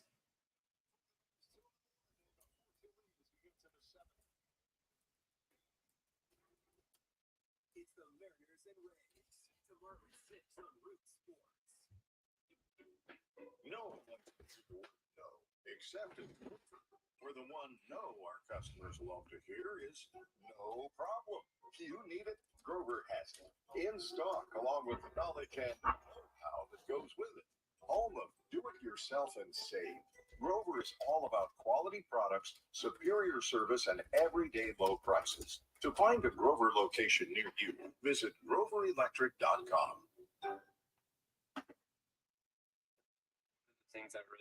Are you looking to optimize your office, studio, or man cave? The Glance LED ticker may be for you. It is a customizable LED display providing real-life sports scores, stock prices, crypto, the news, and even the weather. Use my promo code Rooftop Sports to get 10% off the purchase, and thank you. Being in it together means be here for you, and I've been there, and that we'll find a way out of this together. Now let's get Wu through the seventh. I agree. As we are going into the seventh inning, 81 pitches. Hopefully that he still gets another inning. Let's take a look and see if Dan Wilson takes that risk. Everyone's going through something. Everybody's had to struggle. And I think it's so helpful when you just speak up and say it. We're all in this together. We're all in this together. We're all in this together. We're all in this together.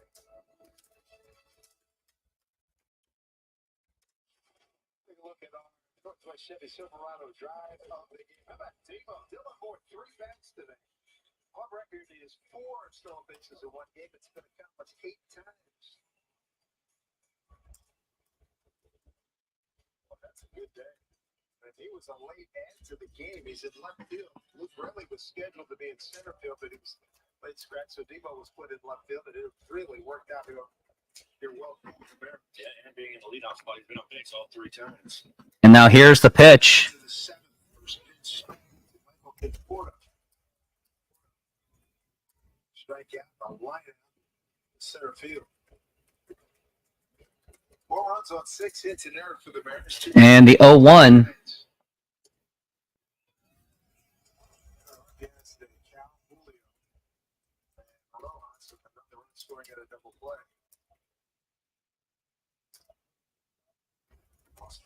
Austin Voth is now on the bullpen. 7-inning performance. And the 0-2 pitch. And strike 3 called, and Brian Wu with a strikeout. 6 strikeouts for Wu, and he's still below 90 pitches. So I could see him finishing the 7th inning. Maybe get him through the 8th, which is very wishful thinking. Probably not going to happen. Would like to see it happening because Brian Wu's been nearly unstoppable since the first inning, if not the unstoppable. And now the pitch to Chapman. Swing and a miss. Strike 1. Matt Chapman hit into a double play last time.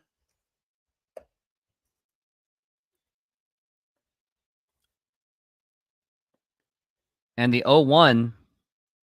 And a foul ball.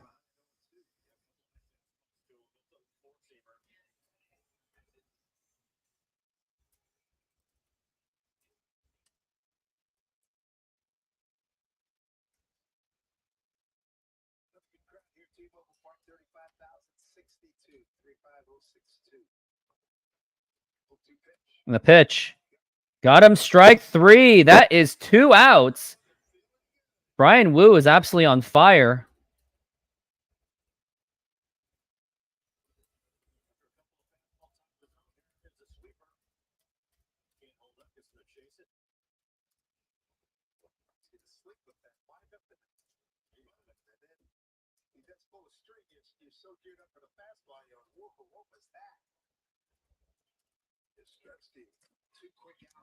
Now here's Mike Yastrzemski in the pitch.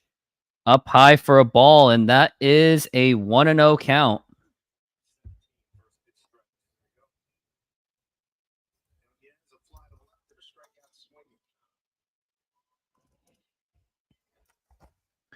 Now here is the pitch. Low for a ball, 2-0.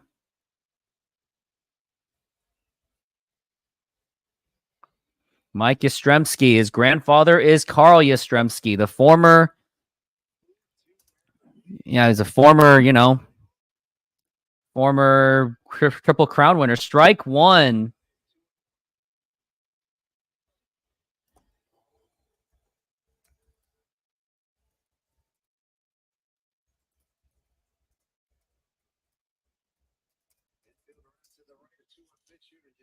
And now we're looking at the 2-1 to Yastrzemski and the pitch. Up high for a ball. And that is a 3-1 count.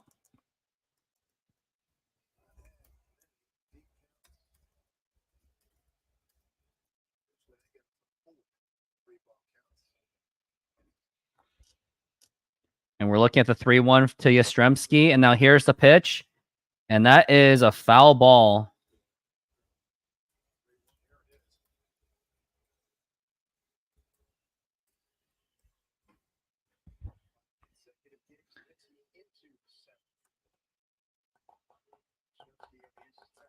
And we're looking at the 3-2 to Yastrzemski.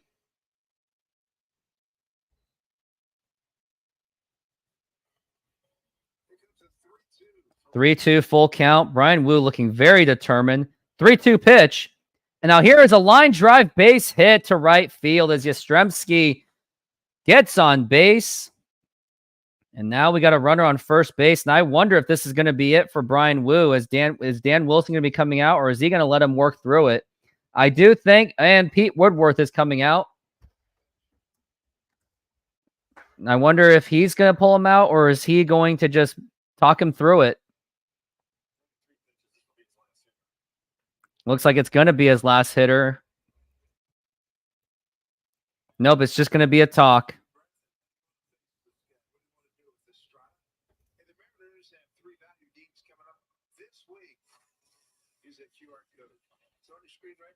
Tickets for just $10 all 3 matchups against the Rays tomorrow through Wednesday. Again, scan the QR code to go on to Mariners.com/value to lock up your seats. Estrada.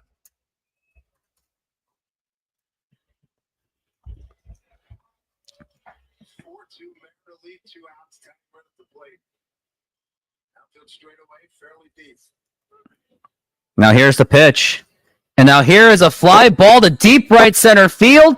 And that's going to be caught by a Rosarena. Good hustling play by a Rosarena. And that's going to retire the side as we go into the bottom of the 7th inning. It is stretch time, or are they going to do God Bless America?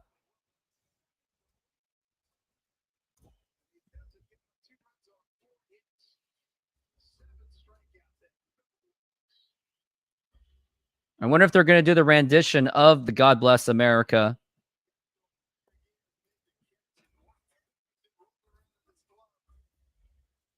If they do, I'm going to sing it and flick of the switch. I hate to disappoint you.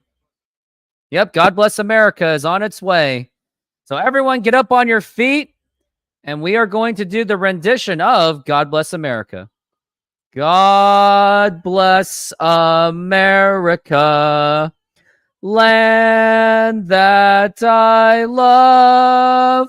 Stand beside her and guide her through the night from the light from above.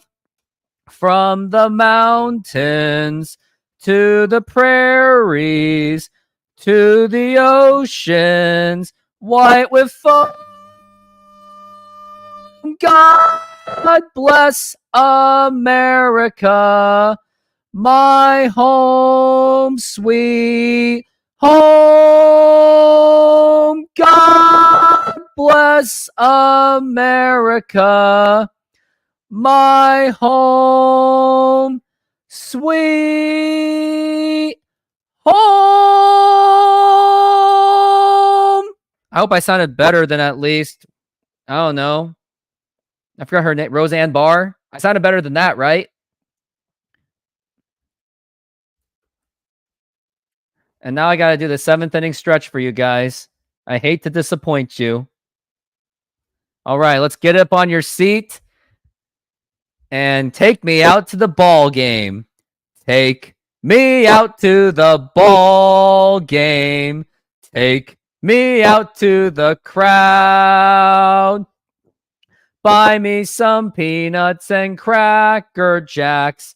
I don't care if I ever get back, so let's root for the Mariners. If they don't win, it's a shame. It would be a shame because they're up 4-2, and Brian Wu has been kicking some butt. For it's 1, 2, 3 strikes, you're out at the old ball game. And wait for it.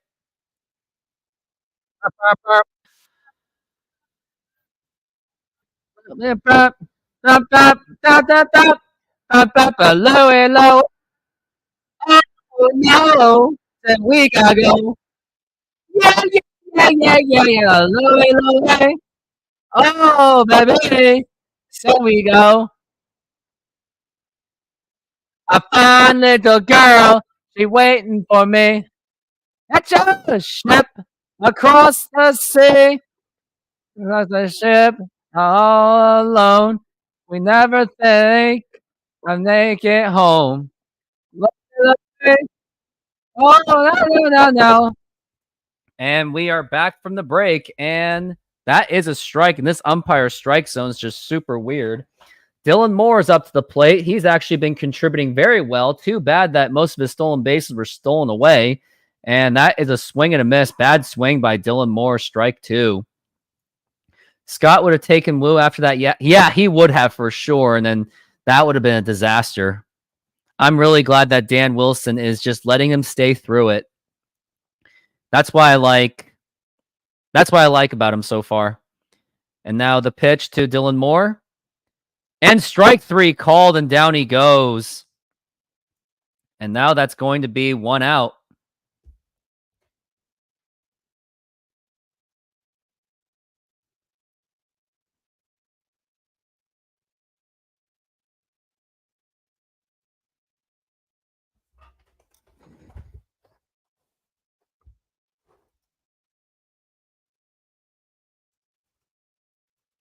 And that is a foul ball.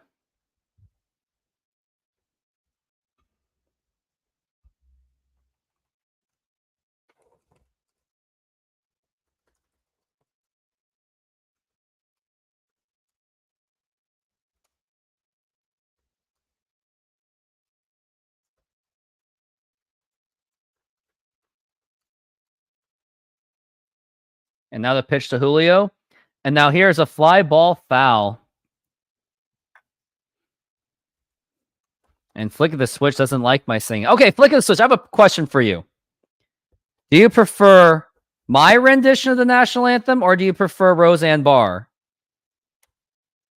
I'd be curious to hear that. I'd be curious to know. In the pitch. Outside for a ball. 1-2 for Julio Rodriguez.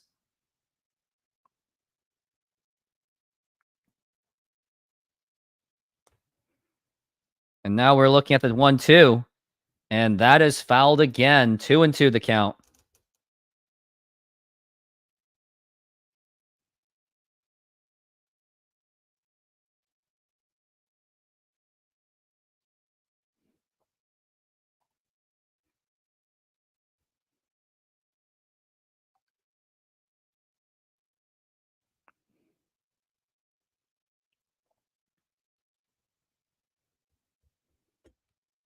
And we're looking at the 1-2 for Julio Rodriguez. And here we go. And now the 1-2 pitch. And now here's a fly ball to deep right center field. Nope, wasn't deep enough. And that is caught. That scoreboard was in the way, so that didn't help. And now we've got 2 outs. Would still like to see some more run support. At least one more run out of Cal Raleigh. Maybe a home run, because what do you got to lose at this point? Cal Raleigh from his right side of the plate. Brian Wu, 7 innings and 7 strikeouts. The pitch. And that is a strike. On this day in 1996, Edgar Martinez got his 1,000th career hit. And the pitch.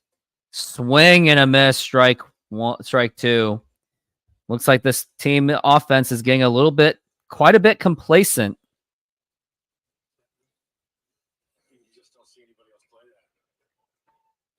White Sox, by the way, lost their 100th game. Wow, already. That's even faster than the Mariners winning their 100th game, so they could very much lose 130 And a swing and a miss. And he gets to run and throw to first. And Cal Raleigh should have known that. And that is going to retire the side. We go to the top of the 8th, 4-2, Mariners. SeatGeek is a mobile ticketing app for sporting events, concerts, and other events. They make the buying experience easier by the app ranking each ticket from 0 to 10 to see if you are getting a good deal, and you can see exactly where you are sitting. I regularly use that app, and I have had nothing but a fantastic experience with SeatGeek. Use my promo code ROOFTOPSPORTS to get $20 off of your first purchase. Link to the code, app, and website will be in the description, so take advantage, and thank you.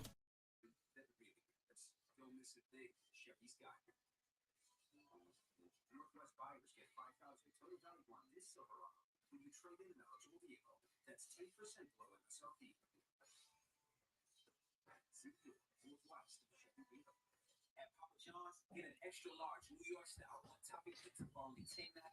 It's a mouthwater, stretch thinner, made bigger, more for your money. Extra large New York style ones. For fact, season ticket members, behind every great moment are the magic moments that last a lifetime.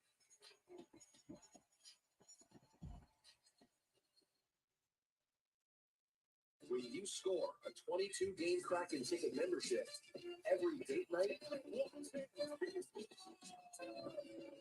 a night to remember. Limited season tickets are available now. Life's heartburn. How do you spell relief? ROLAIDS. Rolaids dual active formula begins to neutralize acid on contact.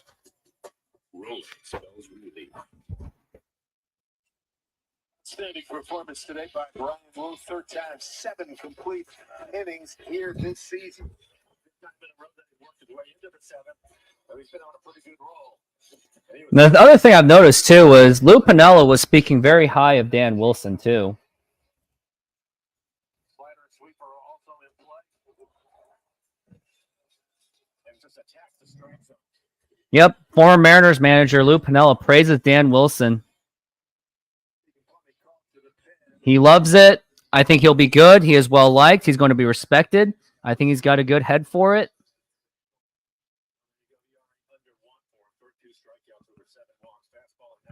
This is what he also said. I told the Mariners organization, and now here's Colin Snyder up to the plate. Good choice. I told the Mariners organization 8 years ago, if I owned the team, I had anything to do with it. Danny Wilson would be my manager. Edgar Martinez as hitting coach. Jay Buhner be the bench coach or third base coach. So maybe this is not all just nostalgia. Maybe there's something that Lou Piniella knows that the rest of the organization may not know. So maybe Lou Piniella was onto something.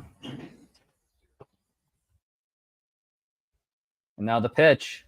And now here's a fly ball drilled to right field. Forget about that one.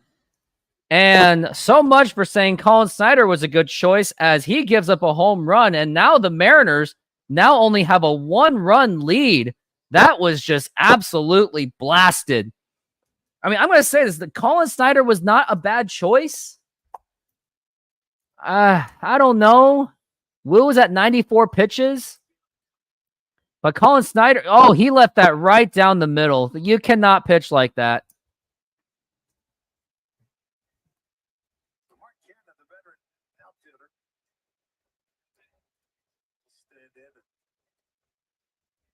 And now it's only a 1-run lead, really cutting it close. 6 home runs this series for the Giants. And now the pitch. Oh, inside. The net nearly got him. And Colin Snyder is not looking good right now.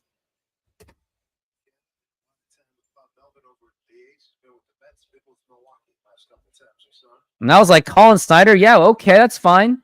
Now the pitch. And that is a strike this time.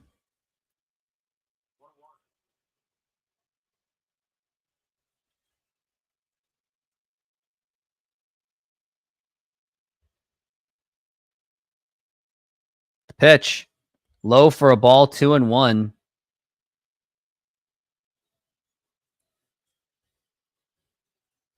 Snyder trying to keep the Mariners in front here. Feels like this is going to be a long inning, and now the 2-1. And that is outside ball 3. I hope to get someone else in the bullpen. Colin Snyder is already struggling. This is where you get really nervous. 3-1. And ball 4, take your base. And the tying run is on the board right now. As this bullpen, Mariners bullpen struggles continues. And I kept saying that Colin Snyder was a good choice in the bullpen, but I don't know anymore. I said it was a good choice. Maybe should have gone with a JT Chargois or something. But Snyder, this is his role. He should have been able to handle this. The pitch. A nice slider for a strike. Could at least use a double play on this.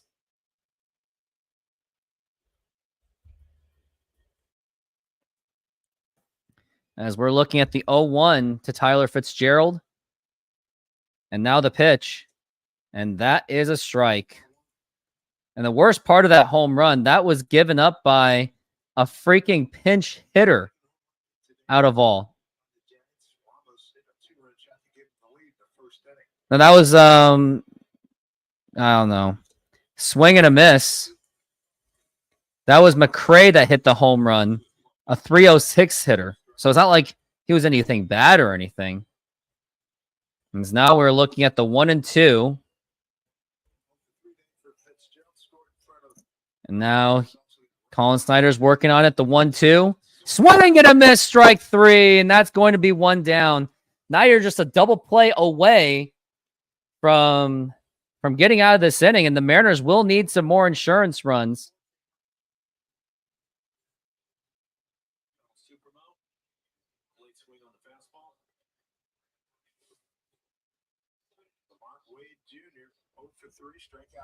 Popped to short.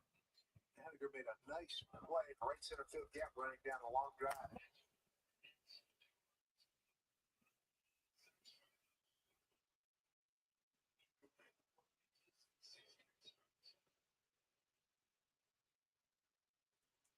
Well, I'm looking for a double play ball. And now here's the 1-0. Up high for a ball. 2-0. Midfielder Rojas, Rivas, Polanco, Turner. Moore, Luzarena, Haniger in the outfield. 2-0. And it's going to be a 3-0, and Colin Snyder. You get Ramos coming up. It's like both Munoz, both are getting loose in the pen. Munoz is getting loose in the bullpen. As we're looking at a 3-0. And time's been called by Cal Raleigh. If you let this walk happen, we're talking about dangerous hitters coming up. We're talking about Lamont Wade Jr., Helio Ramos. So this is where things get really dangerous. And the pitch up high for a ball. And I think you got to take him out. I think Colin Snyder's done for the day. There's no way you can let this guy work through this one. And Pete Woodworth is coming out. I would prefer someone else be pitching in this situation. Ramos hit the home run last time, and now you're in a very tough spot.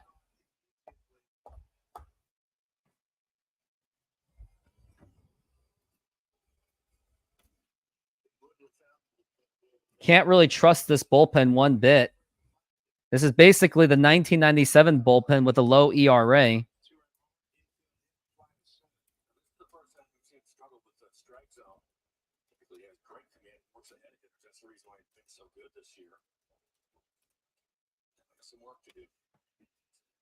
Colin Snyder is going to work through it, and I don't agree with it. I think you got to yank him out on this one.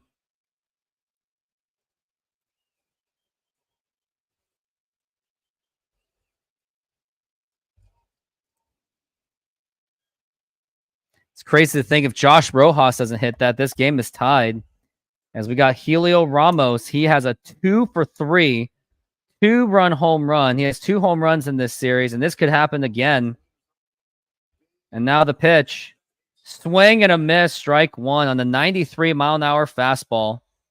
I guess if Colin Snyder gets out of it, then yeah, you can keep him in there. But I think you maybe should have pulled him out after the first walk or the first hit or whatever it was, the 0-1. And that is strike 2 for Hilo Ramos. It's going to be a 95-mile-an-hour fastball.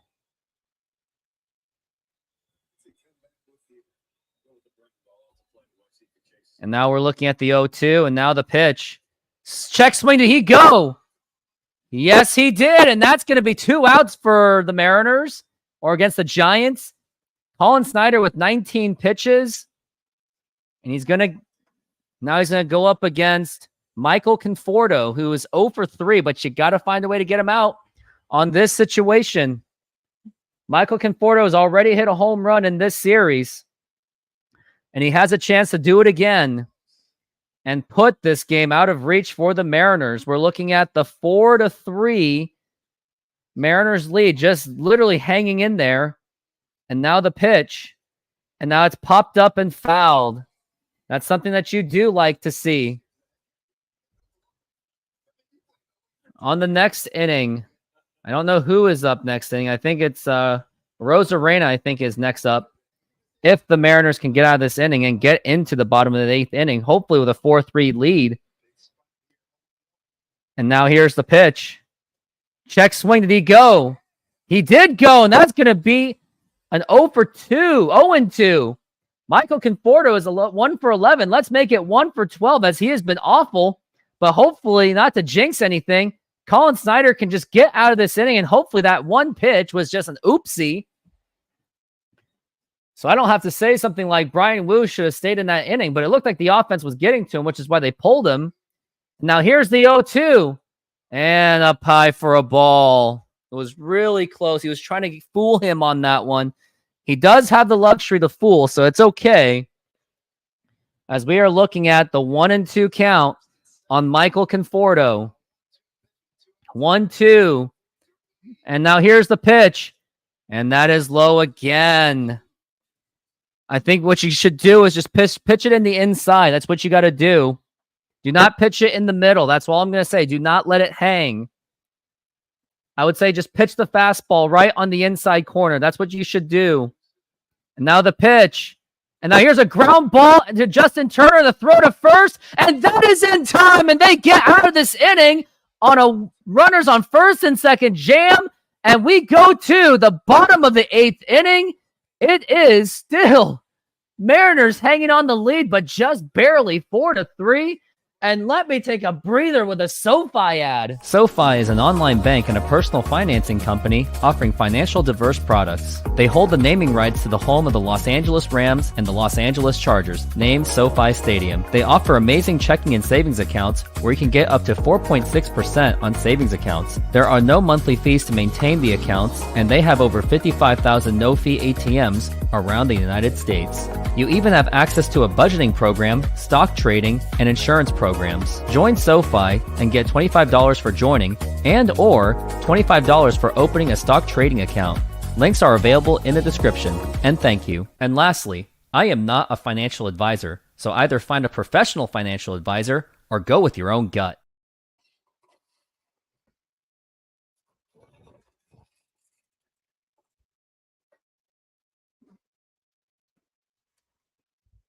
And use that promo code Rooftop Sports. And also donate to this channel to further support this channel.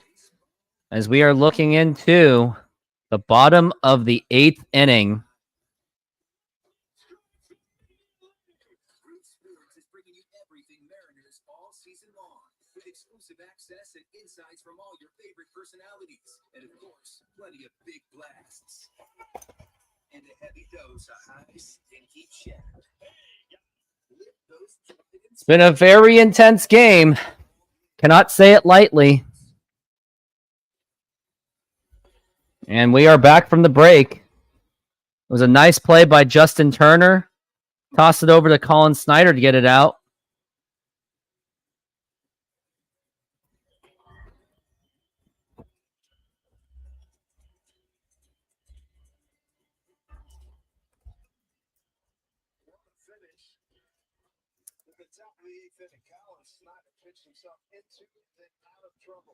Colin Snyder did pitch himself out of trouble.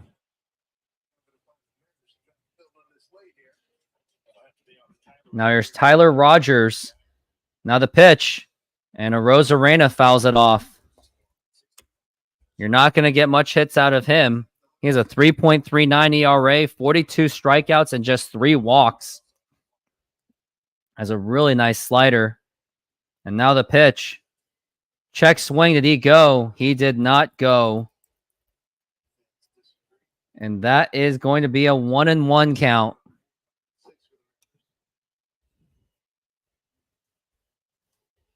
And the pitch. And now here is the line drive, and that is going to be a base hit. And a Rosarena gets on base.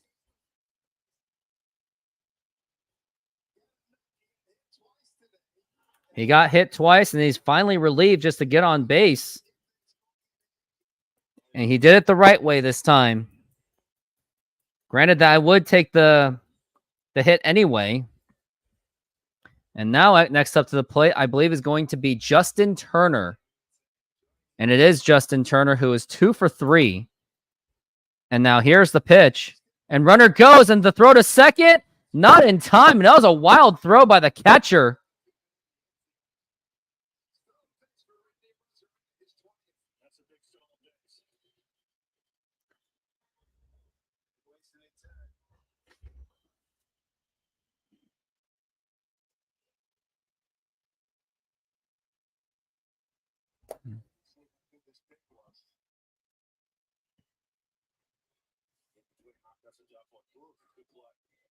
Now the pitch. Up high for a ball.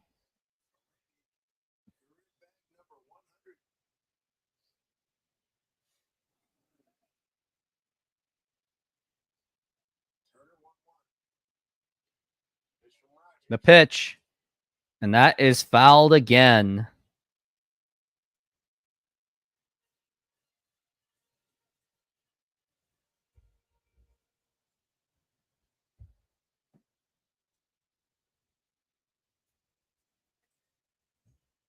Now the 1-2. And fouled again. Is he fighting it off?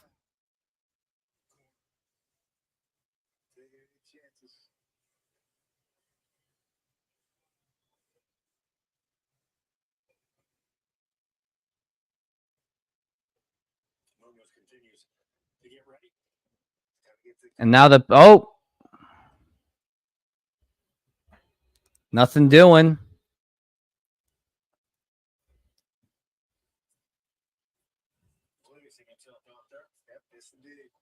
And we're looking at the 1-2 and the pitch up high for a ball, 1-2. Got a runner in scoring position. Would like to see a run made up.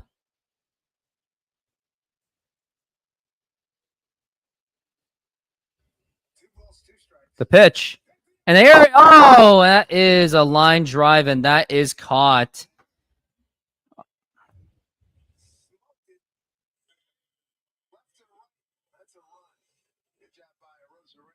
Could have been. Now, if he didn't catch that, and it just goes right to him. They are hard hitters. They just don't know where to track it or just where it goes, unfortunately. And now the pitch. Popped up and fouled.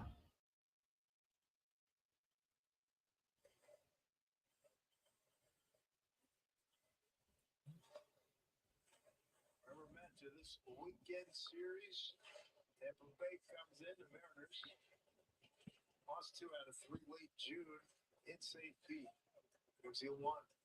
Now we're looking at the 0-1, and now the pitch, and that is a strike.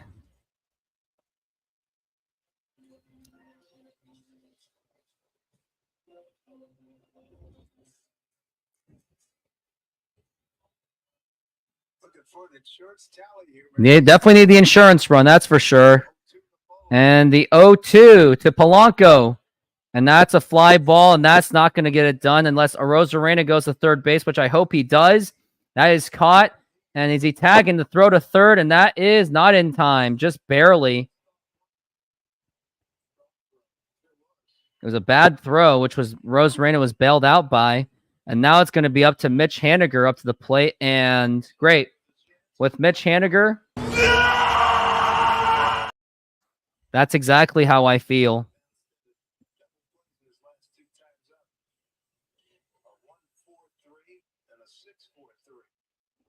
He grounded into a double play last time around.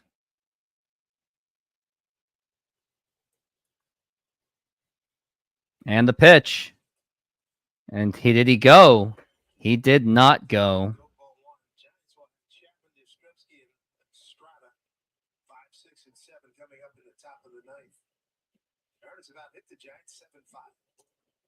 And that's going to be a ball. Ball 2.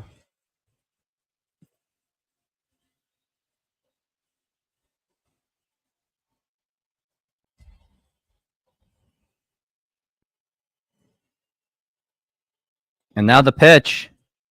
And that is low for a ball once again.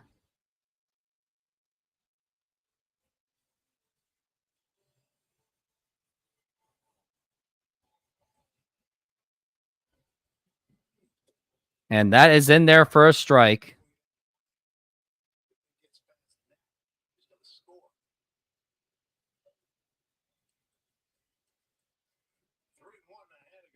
And the 3-1 to Haniger. And ball 4, take your base. And now you got runners on first and third. And you got Josh Rojas up to the plate, who has already contributed well for the Mariners. Hopefully he can do it again, which would be very ideal.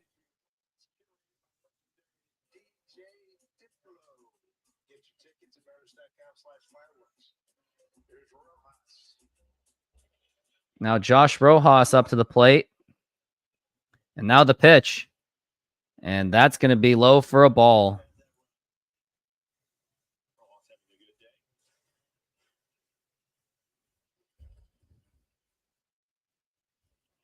And now we're looking at the 1-0.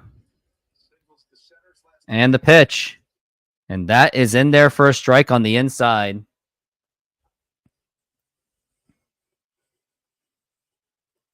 Mariners are trying to hang on, or at least trying to get some more insurance runs to hang on. Rojas 3 for 8 in the series. And the pitch. Swing and a miss right down the middle. Strike 2. And now the Mariners are down to their final strike until they go into the 9th inning with only a 1-run lead, which may not be enough for this team. Although you're in the middle of the lineup, but still. 2 strikes.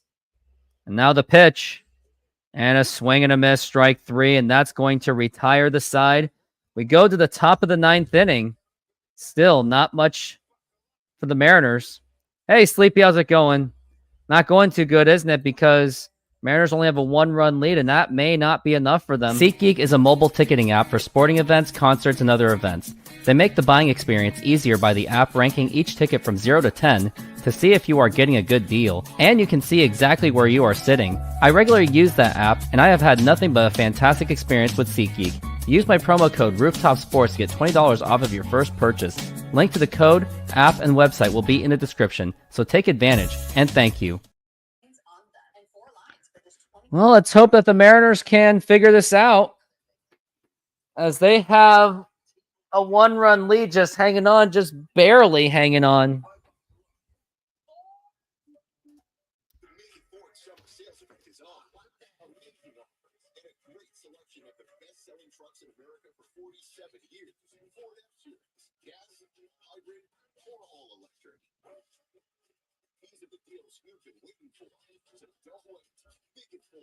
Make it yours. Make it now.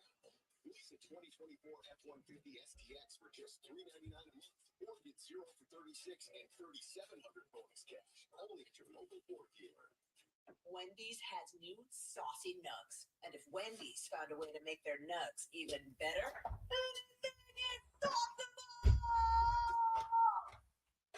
Wendy's does have nice wings, though. They do have nice nuggets. I will give them that. Just get 3 easy outs and a W? You would think so, would you? It's going to be Andres Munoz is going to be on the mound.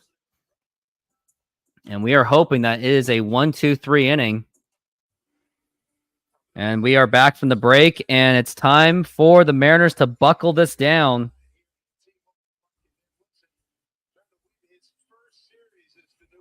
And Dan Wilson on track to hopefully win the first series as a manager since he has made his manager debut on Friday. Games have at least been close, so at least the Mariners have been fighting under the spirit of Dan Wilson. They haven't been dominant. Now you got Andres Munoz coming in. He has 18 saves. He was the all-star for the Mariners along with Logan Gilbert. And we are looking at Andres Munoz. This is his time. And now the pitch. And that is low for a ball on a 98-mile-an-hour fastball. Matt Chapman. He's got to go through Matt Chapman, Yastrzemski, and Estrada. You don't want to get to McRae. And now the pitch. And that is a ball again. And this is where I'm getting really, really nervous. Chapman is batting .242 with 20 home runs and 63 RBIs. And now the pitch. And this time it is a strike on right down the middle. That was Chapman's pitch right there. Chapman's been 111 from the series, but he very much would have a chance for... And now here's the pitch. And that is inside for a ball. What are you doing? This is the bad side of Munoz that we're seeing. As we are looking at a 3-1. And now here's the pitch. Inside ball 4.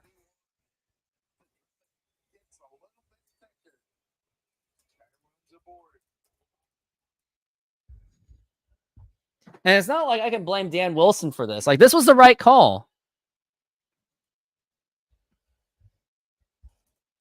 But the Mariners are just trying to make this as difficult as possible. Now the pitch to Yastrzemski. Swing and a miss. Gets him the swing on that one. And that is an 0-1 count.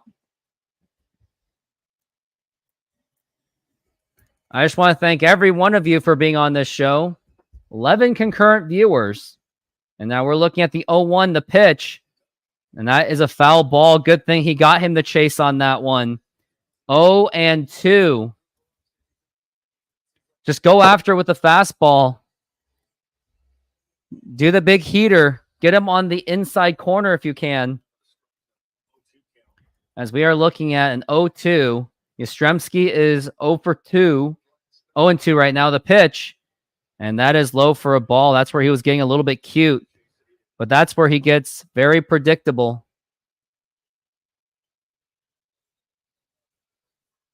Astros and Orioles. Their warm-ups right now. And now we're looking at the 1-2. And now the pitch. Swing and a miss, strike 3. And that's going to be 1 out for the Giants.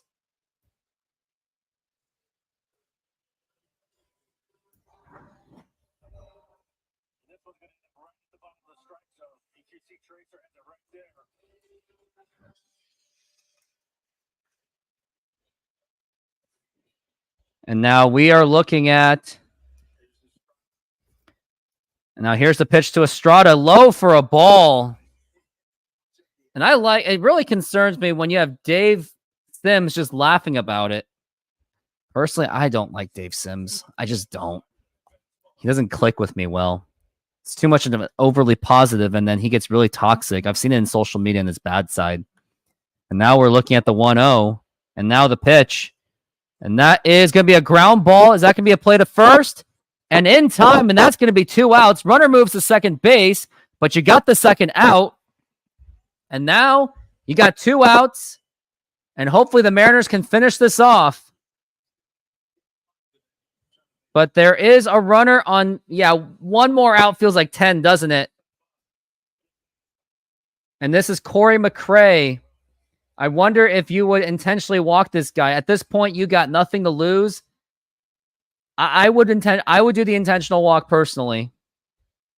I mean, if you walk, I don't really care. The pitch, that is not going to do it. That's going to be a ball.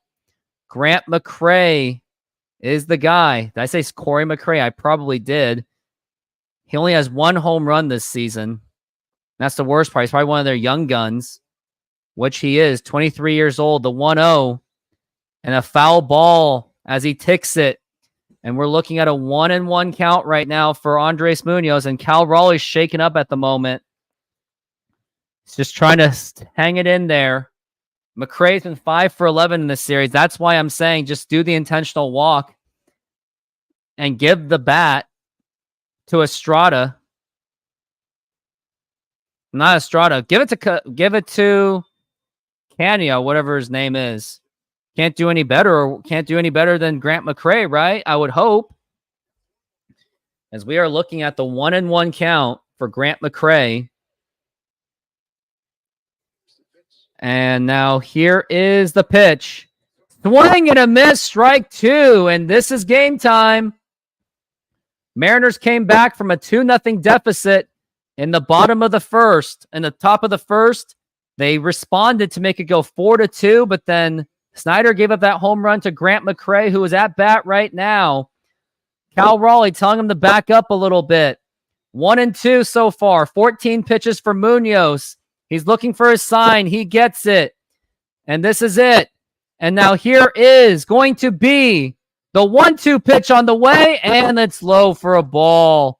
And also that means Matt Chapman is on third base, so you got to get the strikeout.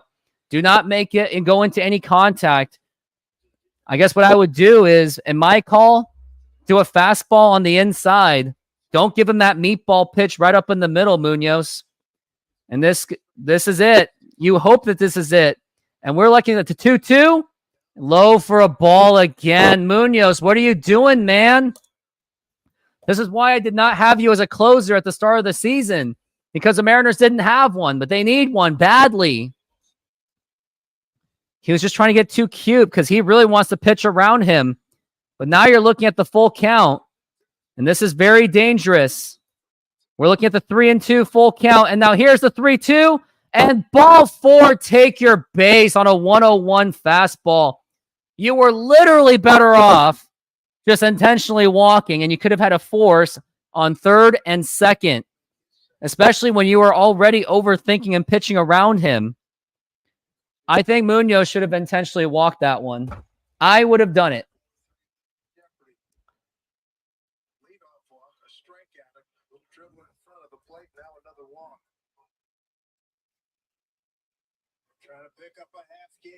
Trying to get a half game on Houston and hoping that the Orioles win, but you don't want to keep depending on other teams. You just can't, because the Mariners have abused it for the most part.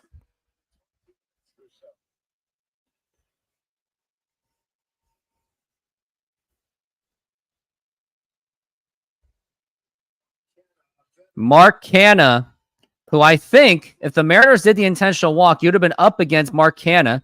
He did walk the last at-bat. And now here's the pitch. And that is right in there for a strike, a 101 mile-an-hour fastball. Magic number is 2. I wouldn't do the right now. I wouldn't do that taunting right now because Giants now have the upper hand. And now the 0-1. Swing and a miss, strike 2. And this time, shall I say, I'm not going to say it this time. Munoz has got to focus. I would do that same exact pitch. Don't do any outsides. Don't do any in the middles. Do it in the inside where it's the most deadly and do that heater again. Just go right after him. Mark Canha. He did walk the last at-bat. Munoz with 19 pitches. Going to be pitch number 20. The 0-2 pitch. Outside for a ball. And this is where Munoz is trying to get cute. And it's like, no, do not get cute. Don't overthink this. Just pitch the heater right on the inside. Let's make that happen. 20 pitches in for Munoz. Going to be pitch number 21. The 1-2. Chapman at third. And now here is the pitch. Swing and a miss, strike 3. The ball game is over. The Mariners now finally take the series against the San Francisco Giants. They take 2 out of 3, and they pick up a half game on Houston. Assuming that Houston loses, they will be up. They will be down. They'll be back 3.5 games back. And what a debut for Dan Wilson as he gets his first series win as a Seattle Mariners manager. Great pitching by Brian Wu with his 7 strikeouts in 7 innings. Colin Snyder got away with it after giving up a home run, and Munoz got out of a jam with the save. Unbelievable. And what a heart attack of a game this was. And I got to go because hashtag don't quit your day job, but it was an honor once again to serve you, Mariner fans, to be the play-by-play for you guys. I am going to go. I'll be back on Tuesday. I'll be back on Tuesday with possibly the Jay Trident podcast, but to most importantly, be there for you guys for the Tampa Bay Rays. So I'm gonna go, and I just want to say thank you for being on this show. And just one last request, few last requests: hit the like button, subscribe, hit the notification, and also donate to this channel. I just want to say, at the very end of it, go Mariners.